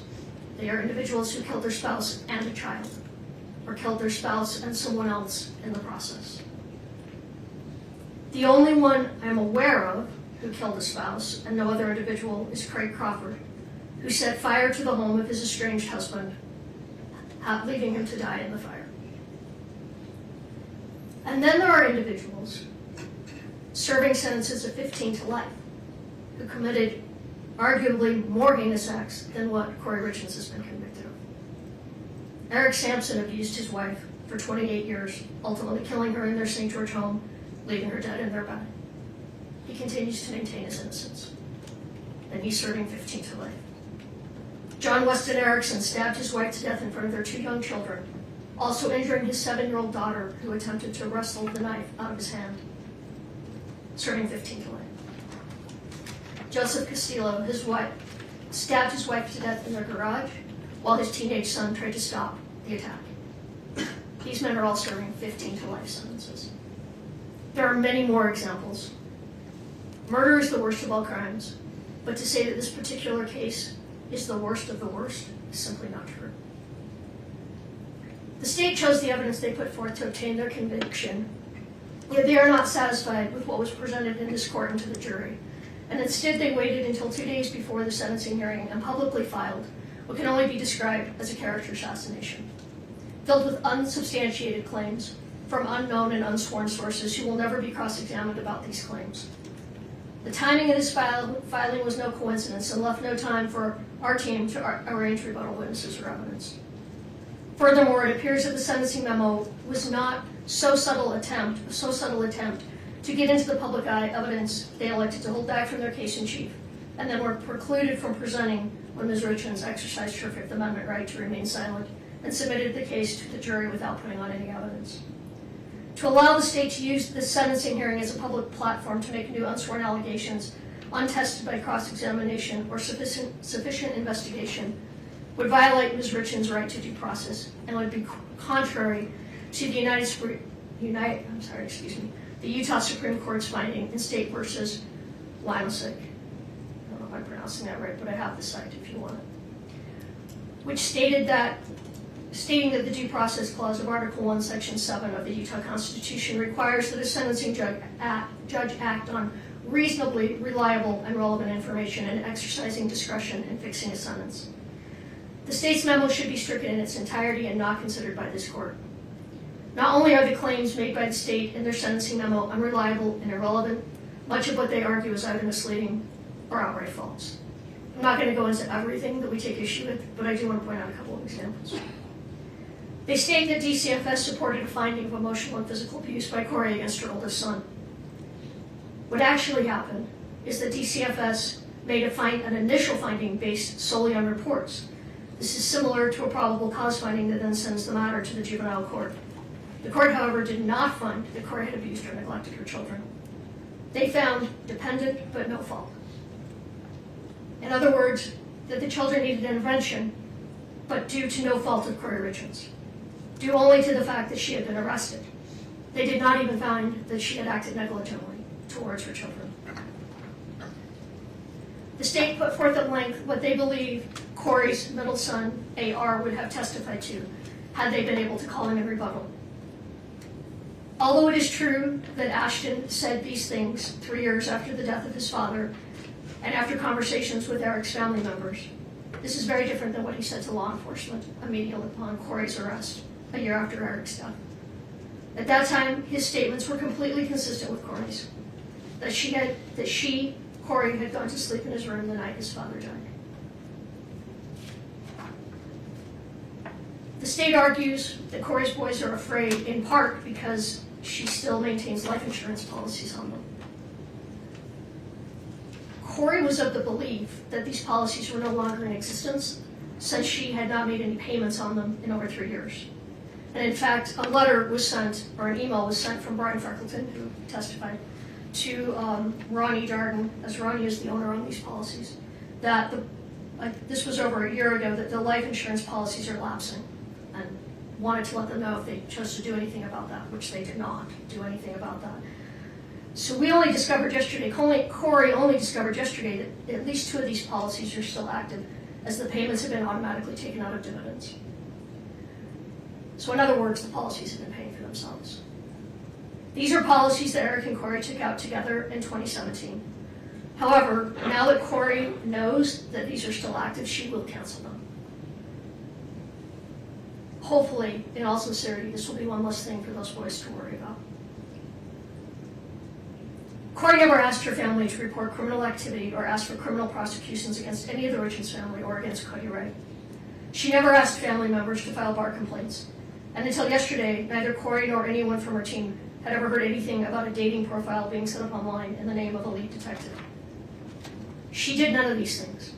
And if they were done by others, it was not at her request. We are asking the court to discount any and all allegations in the sentencing memo that have not been previously raised in court in order to be stricken from the record. The court does have before it reasonable and reliable testimony from individuals who know Kouri or who have unique perspectives on the sentence of life without parole that may assist this court in discerning the appropriate and proportionate punishment in this case. The testimony of these individuals revealed that Kouri is so much more than what she has been portrayed as in this case. Everyone who was around her says she was a wonderful mother, just like Eric was a wonderful father. The state argues that she shows no remorse. Kouri has remorse and she has regrets about many things, and you're going to hear some of those when she speaks. However, she cannot show remorse over something she did not do. She maintains her innocence and has every right to do so. Having said that, however, she stands before this court today convicted of the crimes charged, and she fully understands that. So sentence her on what she was convicted on, not what the prosecution says about her character. As much as they think they know her, they do not. They do not know Kouri Richins. Like Alex said, we're saddened by this case. We are saddened by the verdict. I respect the court system so much. I come from a family of judges and attorneys and was raised with the utmost respect for our justice system. I disagree with the verdict, but I respect it. I have to say though, in all the years of practicing, which are now quite a few, this is the first time I've had a client convicted that I believe to be innocent. It was much more painful than I would have anticipated. Over the last 2 years, our team has got to know Kouri. Kouri is one of those clients, very few clients, and I've represented thousands of people.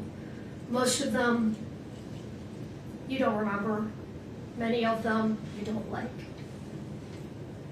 Many of them, some of them, you feel are dangerous. But Kouri is different. Kouri, every time she calls, asks how we are. There have been times when I've shared bits of my life with Kouri, particularly having children that lost their father before age 10. We've talked a lot about that and what that does to children in the best of circumstances. I can't imagine had my boys not had me. Because the pain and suffering and the long-term effect that it's had on them will never, ever end. But when I share something with Kouri, when I share that someone is ill or that someone is having a problem, sometimes I don't even remember I've said it, and when she calls me, she always asks, how did that turn out? You know, is your family member okay? Before we talk about her. Every time. The state is not only asking for life without the possibility of parole, they're asking for consecutive sentences. The sentences in this matter should run concurrent to one another. Pursuant to the line of cases, Strunk, Golly, and Smith, the sentencing statute favors concurrent sentences. And looking at the totality of the circumstances, imposing consecutive sentence would constitute an abuse of discretion. In State v. Gray, the Utah Court of Appeals cited Golly and Strunk, holding that the Board of Prisons' ability to grant parole is an integrated component of the rehabilitative needs factor that must be balanced with other required factors. Even though the statutory language has been modified since Strunk-Colley and Smith, the language still applies. And the Supreme Court and the Court of Appeals still looks to that language. The board should still be allowed to function and make the decision regarding the rehabilitative needs of Ms. Richins. Running sentences consecutive to a sentence of life without parole is senseless. And if this court imposes a sentence of 25 to life on the aggravated murder, but runs the other charges consecutive, the effect will be the same. She will likely never get the opportunity for parole. I don't think that's true. Have you run the initial guideline? It's a genuine question. Yes. I think it only adds. The guideline on the attempted murder is 192 It only months adds 41 months if we run it consecutive. before she's eligible Right. for parole. But, well, I'm going to come back to that. Yeah, I if will. you're running the guideline differently, I'd like to know. I mean, no, I'm not running the guidelines differently, but the sentence is, well, I I talked about understand your this. larger point, and I apologize for That's interrupting okay. you, but if you do have a different running of the guidelines, those forms are not obvious. I'd appreciate it. Well, I would say a sentence of 25 to life, and then if she serves additional time, does not guarantee parole. And I'm going to talk more about that. Okay. And it's almost unheard of for someone to be paroled at their first parole hearing on these serious offenses. And looking at the totality, there are mitigators. Kouri had no criminal history at the time of Eric's death. She was involved in positive ways in her community. She volunteered regularly. She headed up a sub for Santa every year. She was a friend, a daughter, and a mother, and excelled in these roles. She educated herself. She was involved in every aspect of her son's lives. There is no reason to hold her in prison for life. We asked this court to impose a sentence of 25 years to life. When you put aside all of the media, all of the injuries, and you look at the crime she is convicted of, this is an appropriate sentence. A sentence of 25 to life is not a sentence that guarantees the release of Kouri Richins. It is not saying that she even should be released. What it is saying is that the decision whether she should be released is a decision for someone else to make on another day. A day that will be, at a minimum, 25 to 30 years in the future. A future that could look very different than today. Although today is not a day for forgiveness, that day may come. A sentence that allows for parole is a sentence that gives a pathway to forgiveness. You heard from Emery Blanchard, the only person in this room that understands what the Richins boys have been through. You heard how the day came when she missed her father. She wanted her father in her life. I know that she came to a place that she hoped to spend one more day outside of the prison walls with her father. And that day didn't come. He was not paroled, and he died in prison. I don't minimize what Kouri's boys are saying today. I understand it's contradictory to what other people are saying regarding Kouri as a mother. I don't know why they're saying these things, but what they think and feel today, they are allowed to think and feel those things. They should be. Their feelings are valid, and it's okay. And I think Kouri will say this too, but she wants her boys to know it's okay. People change. All of us change. Kouri will change. Those little boys will change. A sentence of 25 to life will not be easy time. It will be hard time. The first part of that sentence is generally served in maximum security for the first 3 to 4 years. But if the day comes when her children want to see her face to face, a 25 to life sentence will make that easier for them. If they, like Emery, decide someday they want a relationship with her, even one behind the walls of the prison, a 25 to life will make that possible. And a sentence with the possibility of parole, like I said, does not mean she will be paroled. It's very possible she will spend her life in prison. And quite frankly, if her case does not come back on appeal, and she is in prison and she maintains her innocence, parole's highly unlikely. But the Board of Pardons is uniquely qualified to make that decision. That is their job. And it is a particularly important job in the most serious of convictions. They will be the ones looking at a woman who will then be in her 60s or possibly 70s. They will decide if she has been rehabilitated and if she is a danger to the community. These are not decisions that can be made today.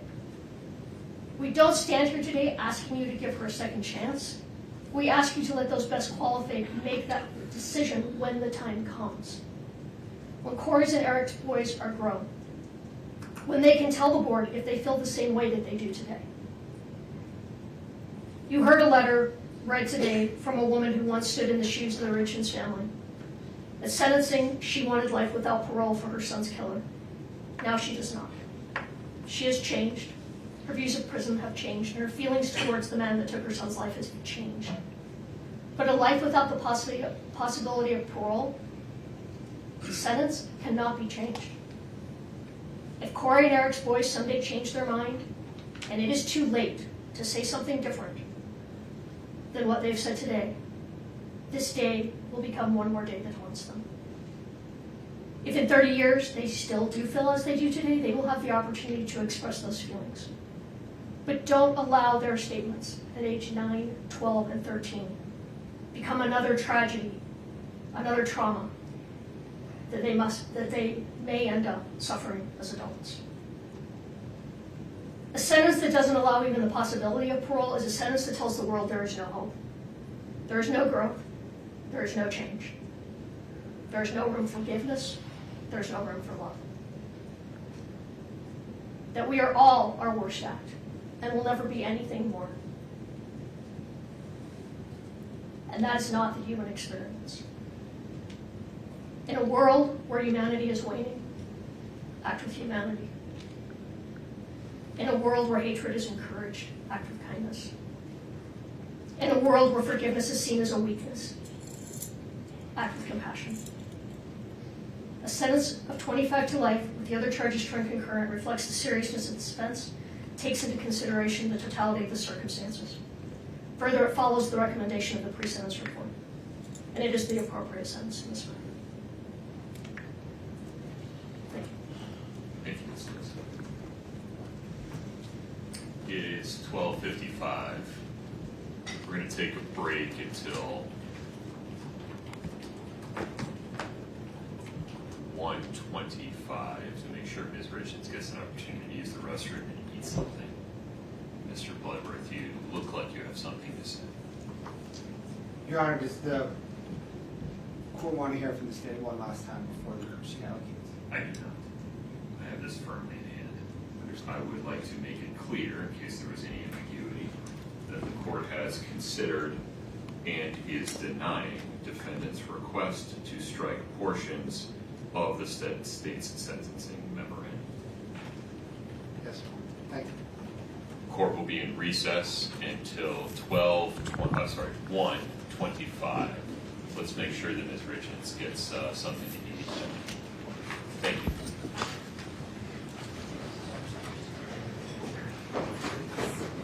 We're off the record.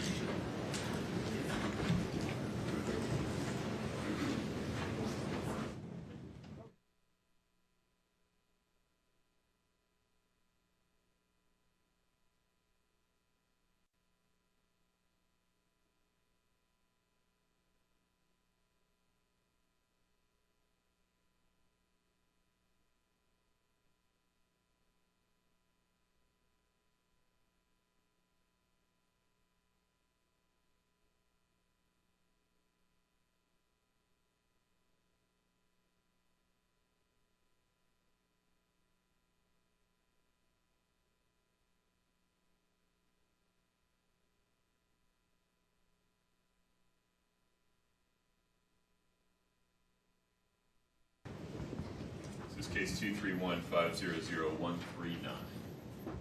Ms. Lewis, Ms. Nestor, anything further before we hear from Ms. Richins? No, Your Honor. Okay. I understand that Ms. Richins will like to stand at the podium, Yes, Your Honor. and you folks would like to join her. Yes, Your Honor. No problem.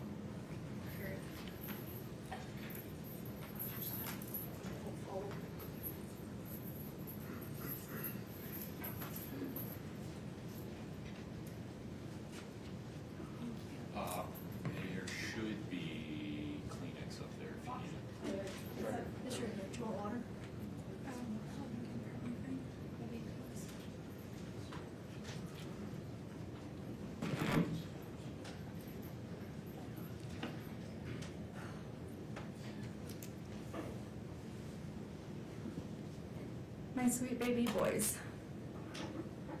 I know that today you don't want to speak to me, have a relationship with me, or you may think you hate me, and that's okay. I will never be angry at you for your feelings. When the day comes that you're ready, I will be here for you, waiting for you, and loving you. But I need you boys to know and understand that I have been desperately trying to get in contact with you any way that I can for years. That all of my communication has been completely cut off from you since early 2024. And now I will use any opportunity I can to get a message to you. Even if that means sharing it publicly to the world, fully restrained, in my jail clothes, in one of the most horrible situations possible. I don't care, and I'm not embarrassed or ashamed by any of it. All I care about is you boys. I will do whatever it takes for you to hear the truth from me and to come home to you. For the time being, I don't know when that is or when my next opportunity will be. So for now, bear with me as I have tried to consolidate everything I've wanted to share with you for the last few years, with everything I want you to know until I'm able to speak to you again, and one long message. And although you may not be ready to hear it today, that's okay. My hope is one day you will be. May 6th of 2024, temporary custody was transferred from the state of Utah Child Services to your Aunt Katie and Uncle Clint. My last video call with you boys was several weeks prior to that, around April 24th, 2024, when you were still in the state's custody. Once temporary custody was transferred to Katie and Clint, against my wishes, they cut off all of my communication between you boys and I. It was years before I would ever have a trial. I warned social services that if they gave custody of you to the Richins family, it would be the last time I would be able to see or speak to you boys again. And your opinion of me in this case and wild allegations would soon mirror those of the Richins family. And that's exactly what happened.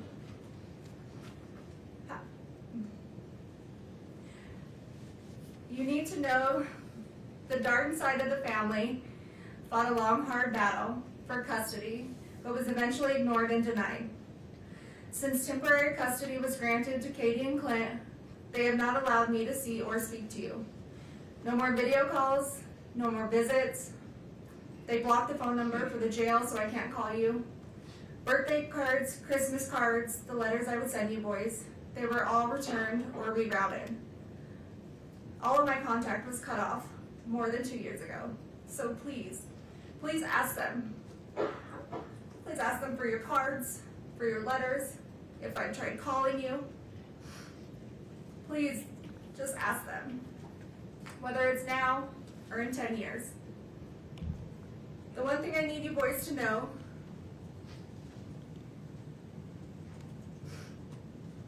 is I did not abandon you. I did not just walk out of your lives one day to never return, to never call, to never show up. Regardless of what anyone tells you, I would never ever leave you boys. And I am so sorry if for even 1 second you thought that I did. If for even 1 second you thought that I didn't love you. Because that couldn't be further from the truth. You boys are my world, the reason I continue to wake up every day and fight to come home. You're my reason for living. I understand that you're in a difficult situation, mentally, emotionally, and physically. I understand you guys have been through an extremely difficult time this past 4 years. You should never have to deal with such tragedy, and I am so, so sorry that you were going through this. You boys have the right to be angry, and sad, and confused, feel in survival mode, have questions. All of this is completely valid. Your feelings are completely valid. And one day, when this is all over, we can sit down and talk about all of this. and sort it all out. And I promise you boys, one day it will be over. I'm not perfect. I have succeeded and I have failed. As a person, as a wife, as a parent, we all do. I have done plenty of things I am not proud of. Some I regret, some I don't. Some I'm ashamed of, and some I'm not. I regret things I have done right in my life to later find out they were for the wrong people. I have said things I shouldn't have. I have done things I shouldn't have. Sometimes I haven't said what I should, or not meant what I did say. There are things I can't change, and long overdue apologies that I owe. There are would'ves, and could'ves, and should'ves. We all have them. We have all done them. And you boys will too one day, but in your own way. And that's okay. That's life, and we're human. Nobody is all good or all bad. We just get portrayed that way. You're going to succeed and achieve amazing things in this life. You're also going to make mistakes and fail at some things. But use those opportunities to grow and to learn. They do not define you, and don't ever let other people make you think that they do. We are not defined by our best or our worst moments. We fall somewhere in the middle, ever evolving, and you boys are ever evolving. Secrets diminish self-respect. They lose trust. They make us lose ourselves. I fell in love with someone who wasn't your dad. Your dad fell in love with someone who wasn't me. I did things behind your dad's back. He did things behind mine. Don't keep secrets. Always put your spouse first. Your dad and I didn't always do this, but don't be like us in that aspect.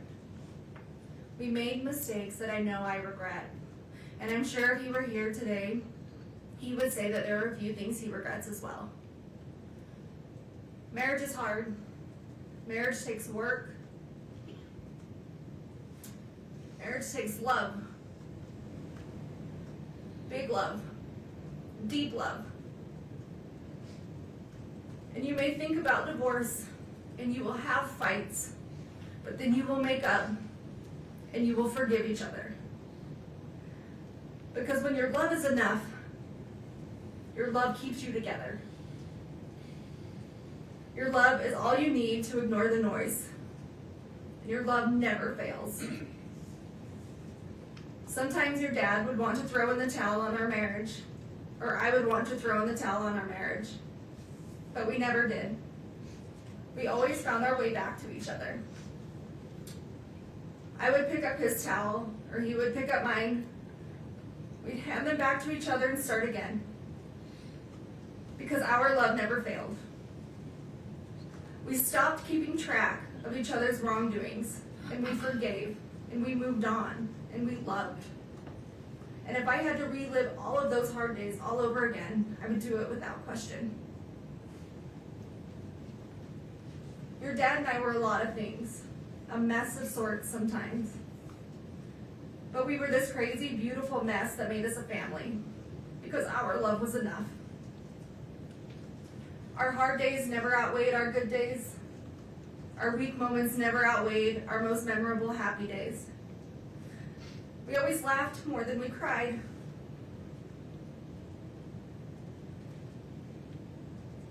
We failed at some things, but we never failed at loving you boys. Our love was enough to make our house a home.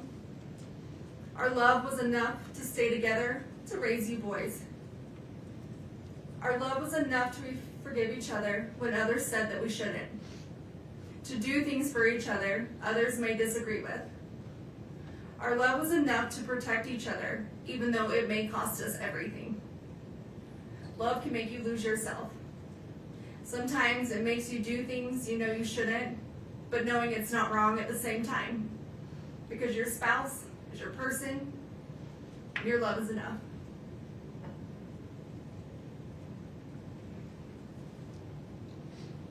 One day, you will meet someone, and fall in love and understand that just your love is enough.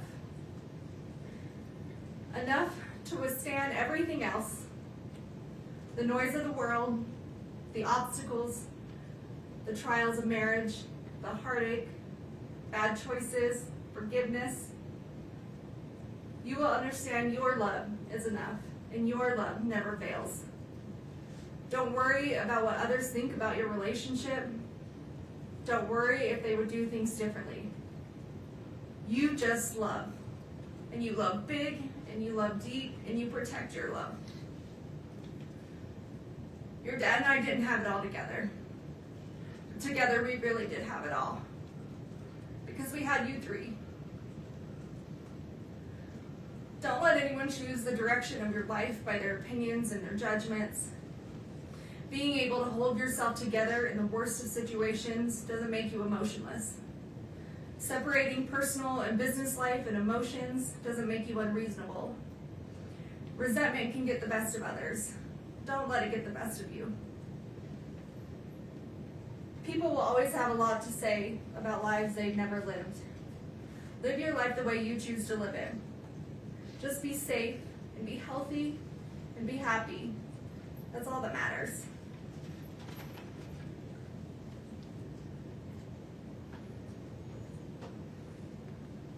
Sometimes people will want you to believe that life is simply black and white.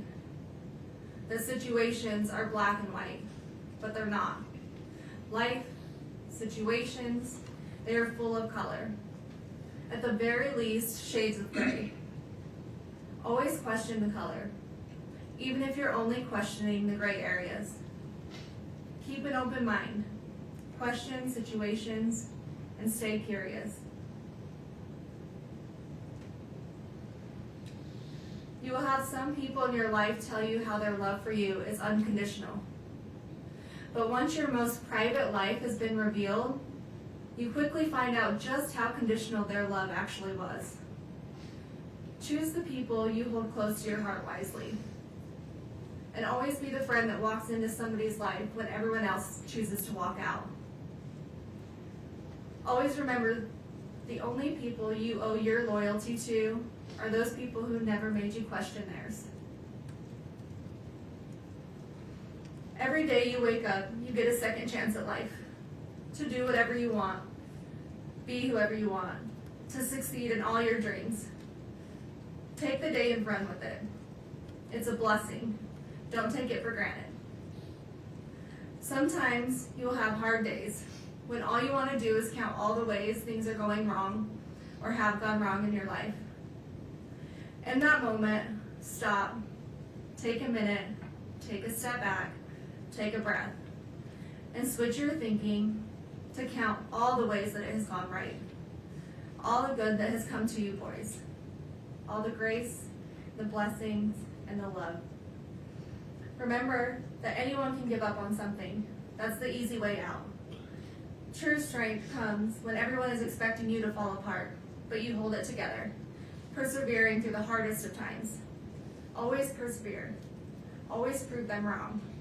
Because you boys don't give up, and you boys will never quit. There's always going to be someone out there ready to tear you down, misrepresent you, lie about you, tell half-truths, and judge you.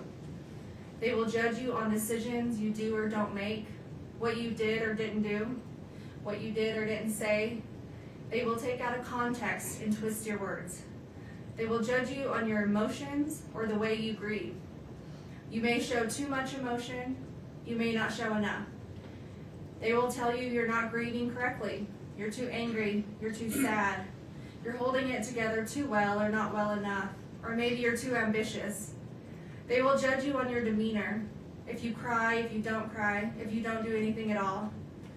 And all of this will get misinterpreted into something that it's not, formed by the opinions of who's ever creating it. And then silence is also too often misinterpreted and misjudged. But when people behave that way, it has much more to do with them personally than it does you. Everyone's entitled to their opinion. It doesn't make it true. Remember who you are and what you stand for, the truth, and ignore the noise. Ignore their noise. Ignore their egos, their entitlement, and their biased judgment.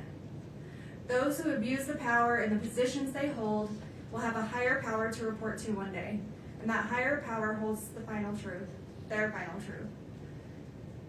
Don't ever let someone tell you how to show emotion, how you're supposed to react to any given situation. Don't care what others think about you, what others say about you, just let them talk. Just be you, be yourself, be authentic, be genuine. Because those who truly know you, who truly love you, is all you need.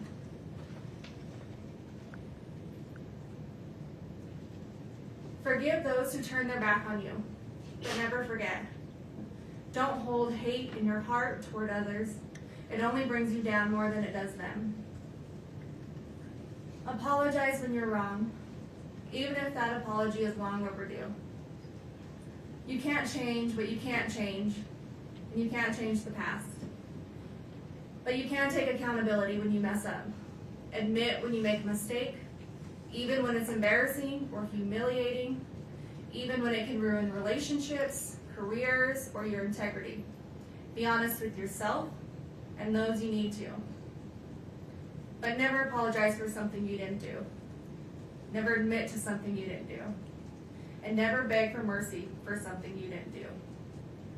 Don't take the easy way out. Always stand up for what's right, even if you find yourself standing alone or with a small group of people that love you.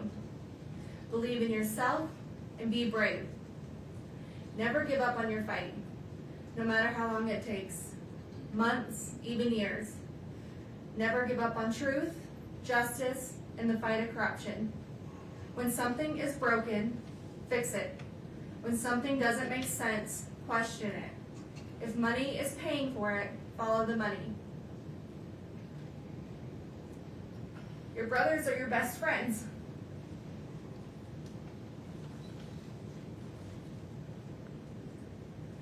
Your dad and I raised you boys that if you cared about nothing else in this world, you care about each other.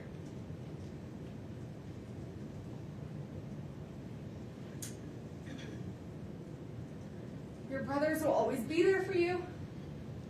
They will always be your brothers.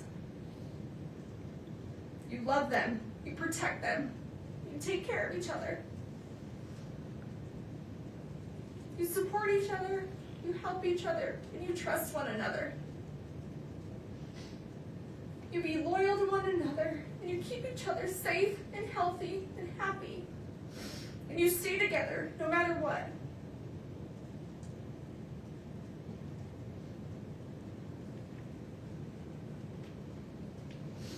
You have each other's backs.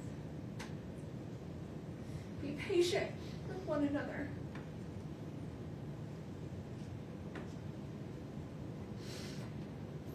Don't keep track of wrongdoings. Let them go.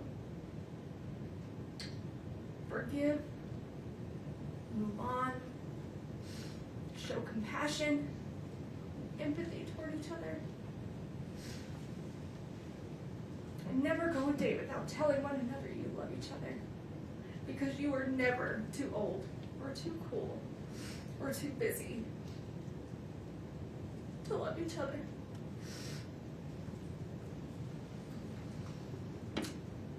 Don't ever settle for just good. Go for great. In school, in your career, in hunting, in fishing, in your relationships, in your goals. Exceed expectations. Be like your dad. Be generous. Be charitable. Stay humble. Give when you have too much. Give more than you take. Help when others are in need.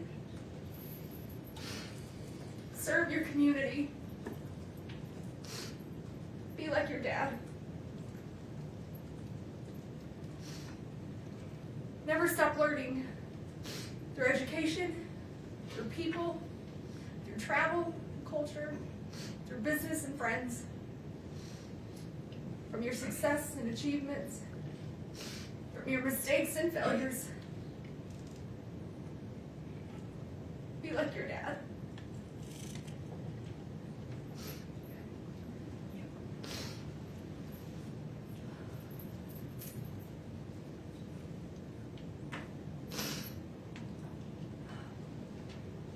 Love the outdoors. Find your peace, your therapy, your heart and soul on the top of a mountain somewhere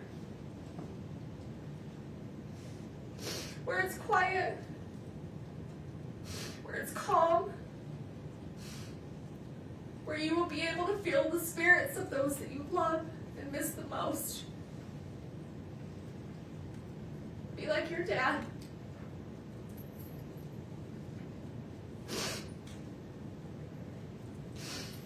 Laugh. Laugh often. Laugh loud. Laugh when you want to cry. Laugh when you're mad. Have that laugh that everyone recognizes and no one will ever forget. Even when you're gone. Be like your dad.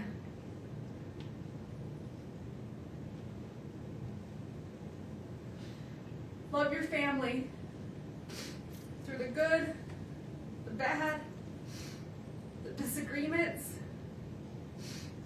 the back and forth arguments. Choose forgiveness. Choose love. Choose happiness.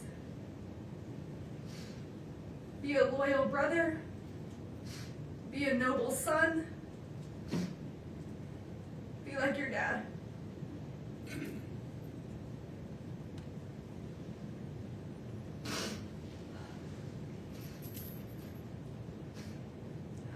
Have the hobbies that bring you excitement and joy, that give you a break from life, but build your life full of people and family who you love and that love you.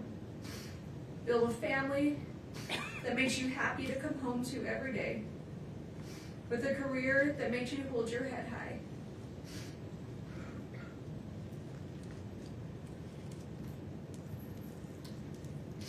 Be the friend everyone wants to be friends with, the dad that everyone wishes they had. Be like your dad.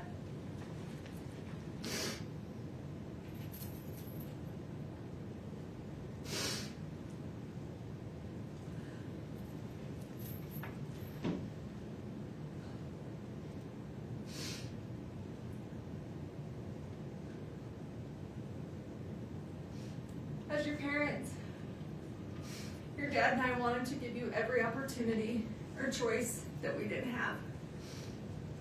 We would do anything for you boys, or break our backs falling over obstacles and finding our way to be sure you had the best of the best. Even if we didn't always do it well, or have the right answers, or the words, we would give you everything that we had.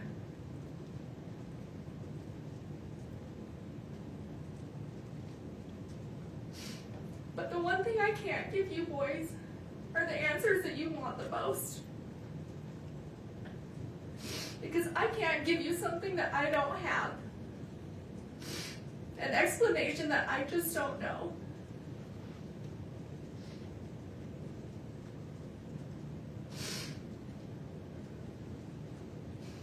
I've never lost a son.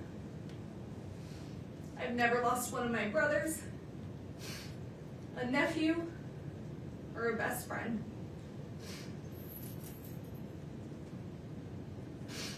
But I did grow up with a single mother, and I have lost my father. I do know what it's like to wonder, what if Dad could have watched me graduate college, walk me down the aisle, be there for the birth of one of you boys? If only Dad were here. I do know what that's like. the lifetime of pain that brings, the sadness and the anger. I would never wish that upon anyone, especially you boys, my own sweet babies.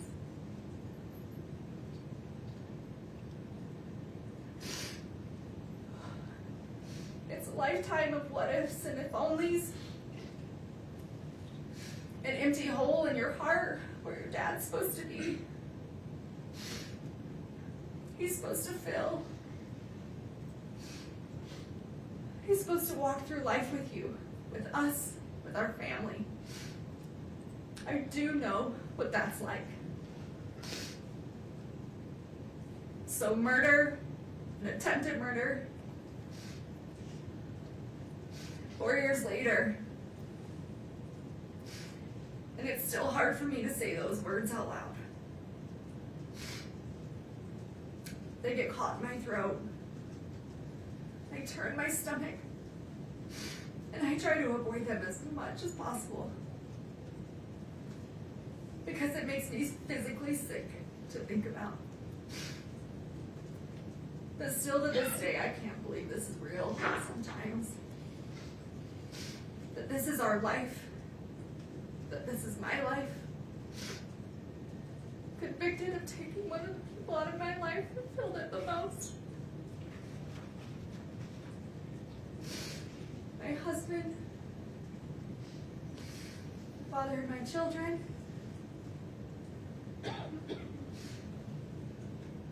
still in shock and still in disbelief.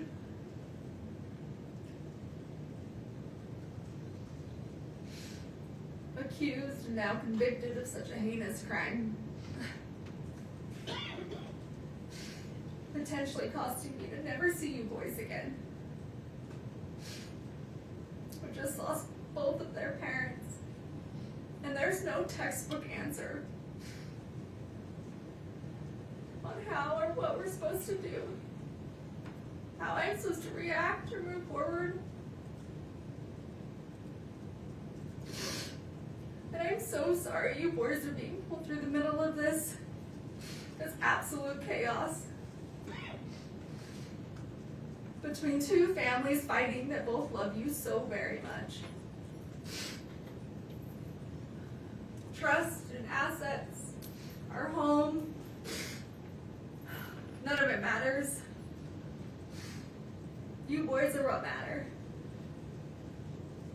Your safety, your health, mentally, emotionally, all of that should be being prioritized.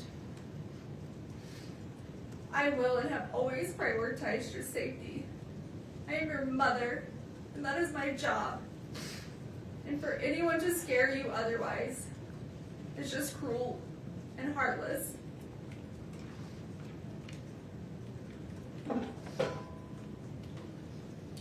I'm sorry that 8 people from a jury who have never met you or me or our family had the right to determine our future. And they did that in less than 3 hours. In a perfect world, there might be justice. But in a perfect world, nothing ever goes wrong. Tragedies don't happen.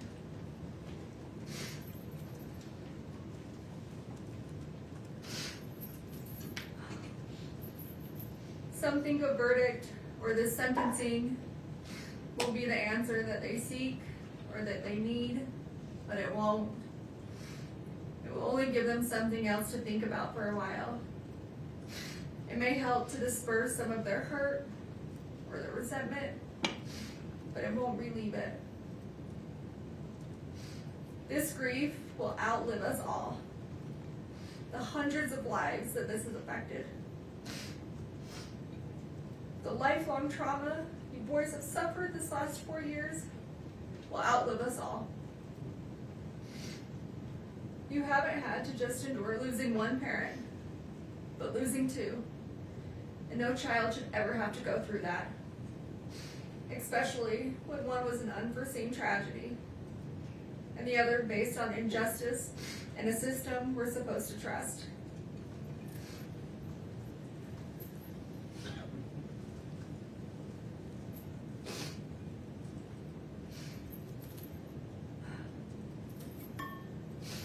Your dad's memory will always be the kind that's a physical hurt, a tightening in your chest when you think of him, particularly on days like today, his birthday, because he was so loved that no verdict or sentence will ever be able to release that kind of suffering.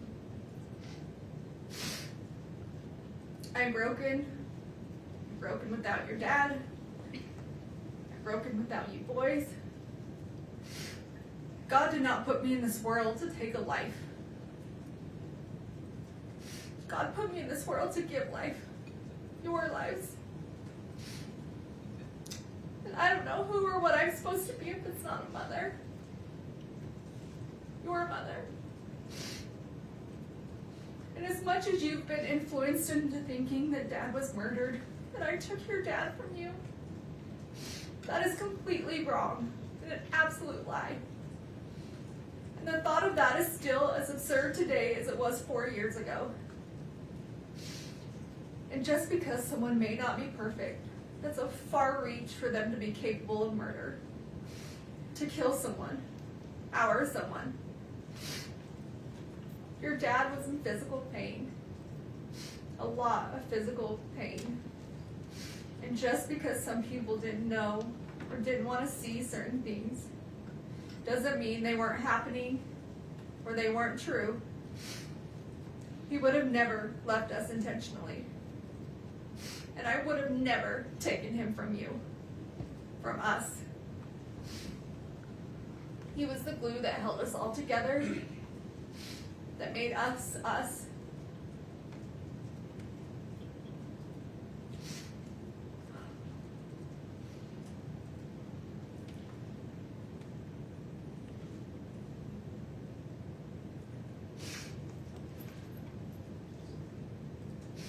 Every little boy needs their father. Because he's supposed to teach you the things that I could never explain.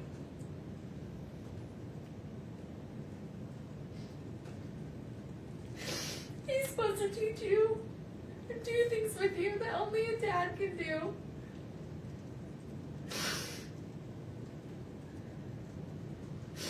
And only he could give you those life lessons between a father and a son.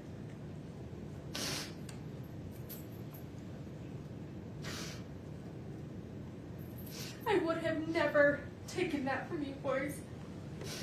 I know how much you need him, how much you loved him.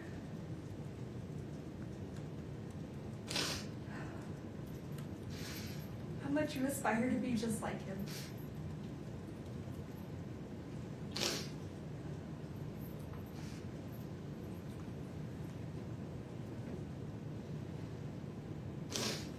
And I would have never taken that from you. And I'm so sorry that I can't bring him back. For you, for me, for our family.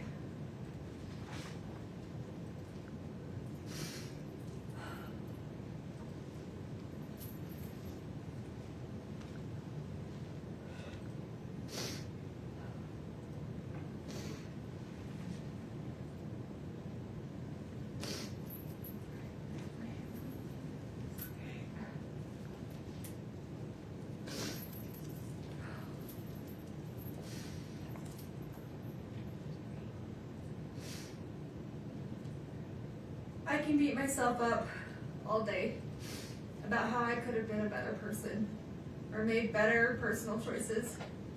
And I can understand and accept you boys being upset about those things. But murder?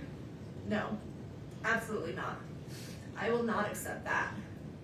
And I will not be blamed for something I did not do. I will appeal and fight these charges no matter how long it takes. Not because I have anything to prove to this court, to the state, to the Richins family, or to the world, but I do have something to prove to you three. I do care what you boys think, and I need you boys to know the truth. And because of that, I will never quit or give up on this fight for justice, the truth, and coming home to you. So please, I know that right now you may not believe me, that you believe I took Dad from you, and that's okay. I still and will always love you, and I'm asking that you please just don't give up on me. I'm coming home, not today, not this year, but we're going to make this right. Our justice system will get this right, although this courtroom can't seem to. We have a long road ahead, but I will never quit fighting my way home to you boys. I love you more than these words could ever express. I loved you before I ever met you. And I will love you long after I'm not here to say it. And every minute of every day, I miss you boys more and more. And I think about how much I wish I could be with you, and this nightmare would go away. And we could have our family back. This entire situation isn't fair to anyone, but it's especially not fair to you three. And you boys are all that matters. I want to remind you just how strong you are, that you are loved by so many, and I am beyond proud of you, of everything you have overcome, everything you have achieved, and how much you bring into this world.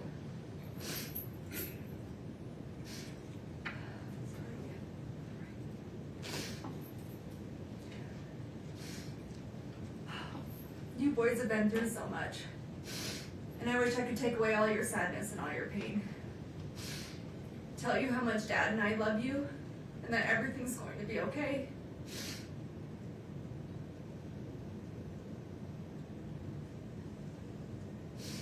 I wish I could count the freckles in your little cheeks.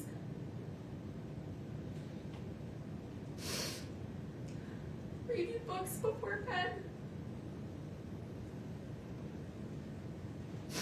And help you with all your homework. I wish I could help you through your toughest nights and hear your laugh through your happiest days. But for now, that's just not the way it is.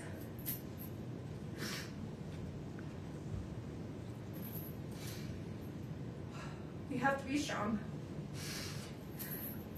We have to remember that our strength grows in these moments when we don't think we can go on. But we keep going on anyway, because we have to push through these hard days. Because in the end, at the end of this war, it will be so worth it. But I need you boys to always keep pushing through these hard days, because this will come to an end. I just need you to hang in there.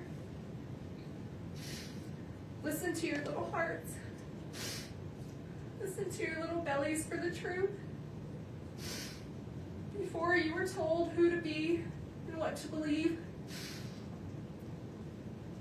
remember who you are. Remember who we are. Remember our family. I will continue to call you every day, even if my calls are blocked. Just so you know that I'm here. I've always been here.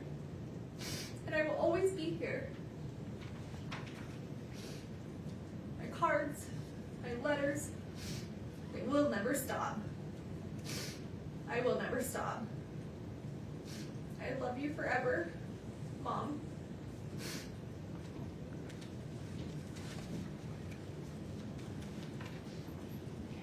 That's all I got.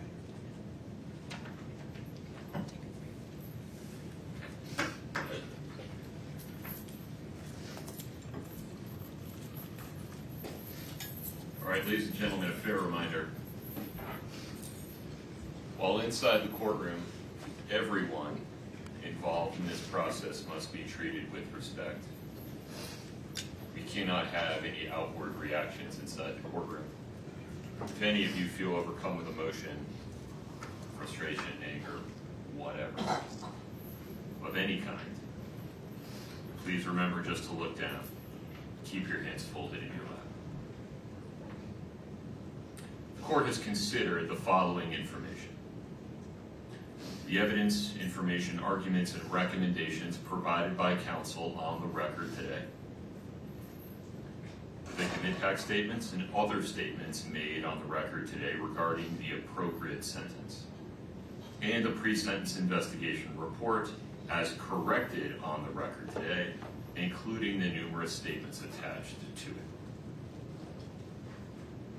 In addition, the court has considered each of the factors set forth in Utah Code 76-3-201 subsection 2B and has prioritized those factors as required by section 201-2C. Having considered the gravity and circumstances of the offenses for which Ms. Richins has been convicted, the number of victims, and available information regarding the history, character, and rehabilitative needs of the defendant, the court hereby orders that the sentences on counts 2 through 5 shall run consecutively to each other and to the sentence imposed on count 1. Moreover, the court exercises its discretion and chooses to impose no fines related to any sentence in this case. The court addresses the 5 counts on which Ms. Richins was convicted in reverse order. Ms. Richins, based on your conviction on count 5, third-degree felony forgery, the court hereby sentences you to an indeterminate prison term not to exceed 5 years. Based on your conviction on count 4, second-degree felony insurance fraud, the court hereby sentences you to an indeterminate prison term of not less than 1 and not more than 15 years. Based on your conviction on count 3, second-degree felony insurance fraud, the court hereby sentences you to an indeterminate prison term of not less than 1 and not more than 15 years. Based on your conviction on count 2, first-degree felony attempted aggravated murder, the court hereby sentences you to an indeterminate prison term of not less than 5 years, and that may be for life. Which brings us to the final issue, the appropriate sentence for count 1. Under Utah Code 76-3-207.7, there are only 2 options: an indeterminate prison term of not less than 25 years, and that may be for life, or life in prison without parole. And the law requires that the court consider each option. Under a sentence of 25 to life, and considering the effect of the 4 consecutive sentences, the time that Ms. Richins has spent in custody, and the current practices of the Board of Pardons and Parole, Ms. Richins would likely serve approximately 30 years in the Utah State Prison before receiving her first parole hearing. By that time, she would be 66 years old. Under a sentence of life in prison without parole, Ms. Richins would be in prison for the rest of her natural life, unless the Board of Pardons and Parole determines by clear and convincing evidence at some future point that she is permanently incapable of being a threat to the safety of society, at which time the board would have the authority to release her. Under either scenario, Ms. Richins will be incapacitated, meaning structurally prevented from harming anyone outside the Utah State prison system for at least the next 3 decades, and perhaps much longer. But the potential impact on the survivors of the tragedy created by Kouri Richins, most importantly, Eric Richins' 3 sons, is more difficult to predict. On one hand, if the court sentences Ms. Richins to life without parole, one or more of those young men may come to resent that the court eliminated any opportunity they might have in the future decades into the future, to express an opinion as adults with substantial life experience about whether their mother should, for example, be allowed to die with dignity. On the other hand, if the court sentences Ms. Richins to 25 to life, one or more of those young men may spend the next 30 years questioning why the court failed to protect them from the prospect of the person who murdered their father being released from prison at some time in the distant future, perhaps when they have families and children of their own.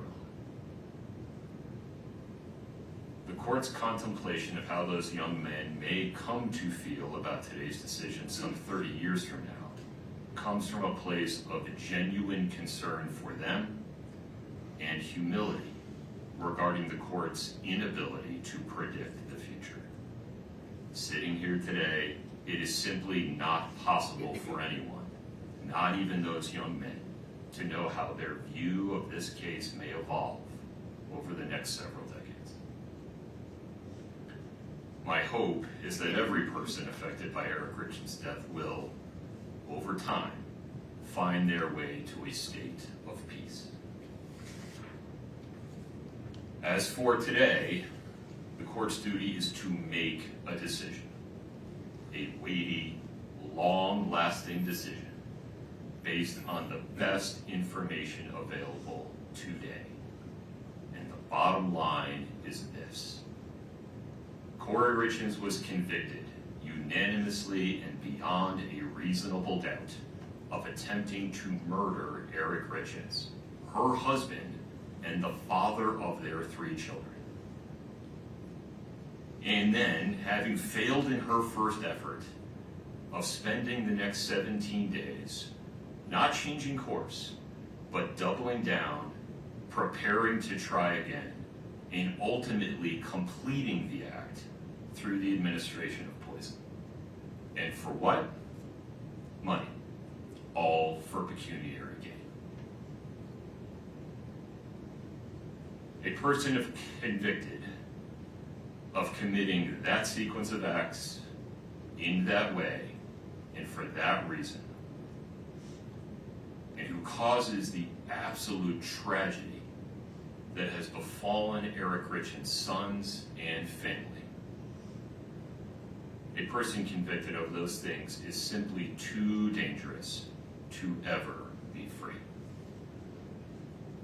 Accordingly, Ms. Richins, based on your conviction on count 1, first-degree felony aggravated murder, the court hereby sentences you to life without parole. You have the right to an appeal. You must file a notice of appeal within 30 days. You have the right to be represented by counsel on appeal. Mr. Bloodworth, anything further? No, Your Honor. Ms. Lewis, Ms. Nestor. Your Honor, we anticipate filing a motion for a new trial and would like a date set. We have a substantial record in this case. We will file the notice of appeal of the conviction and the sentence, and ask that everything be stayed pending the motion for a new trial as we're entitled to do under Rule 4B. Excuse me, but we think we need sufficient time to file a motion for a new trial based on the substantial record that exists in this case, longer than the typical 14 days, because this is not only the trial itself, but the years of litigation and motion practice that preceded the trial. We were hoping that we could get an agreed deadline of 90 days to file a motion for new trial, mainly because for half of June I'm out of the country and for half of July Ms. Lewis is out of the country. Normally we would ask for 60, but there's going to be a month in there where both of us aren't available. So we're asking for 90 days. Great. Mr. Bloodworth. Your Honor, the state objects. The rule provides for 14 days. You can't imagine this is a decision that was made today. I think council's had the last 53 days to prepare the motion, 14 days pursuant to the rule. I appreciate that it's a lengthy record in this case, but the issues available for the trial are fairly narrow. The state recommends the 14-day time period as provided by law. There is one other thing, Your Honor, on that as to why we need the extra time. So We have asked the county to retain an expert to assist, to do a declaration for our, attached to our motion for new trial. And it's gonna require us to go before a separate entity to decide whether that funding is approved, and that just takes time. So that's another issue we need.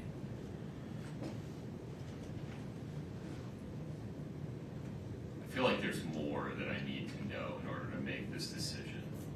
And so I can also appreciate why defendant is concerned about the 14-day deadline so they do not lose that opportunity.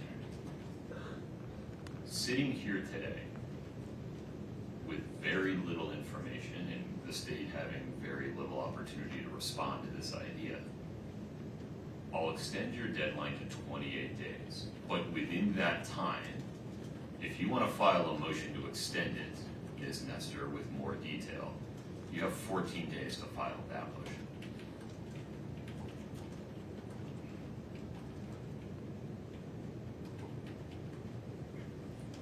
Dr. Cox, for clarification, so the court. 14 days from now, they have an opportunity, they have a deadline to file a motion to extend the 28-day deadline. If they don't, it's 28 days. Gotcha. I acknowledge that that 28-day deadline may cause practical difficulties for the state's team, and if I need to extend the state's response deadline, I will certainly give that fair consideration. Understood. Ms. Nestor, Ms. Lewis, anything else today? No, sir. Ms. Richins, you are hereby committed to the Utah State Prison and remanded to the custody of the Department of Corrections. This court is in recess. Please follow the deputy's instructions. We're off the record.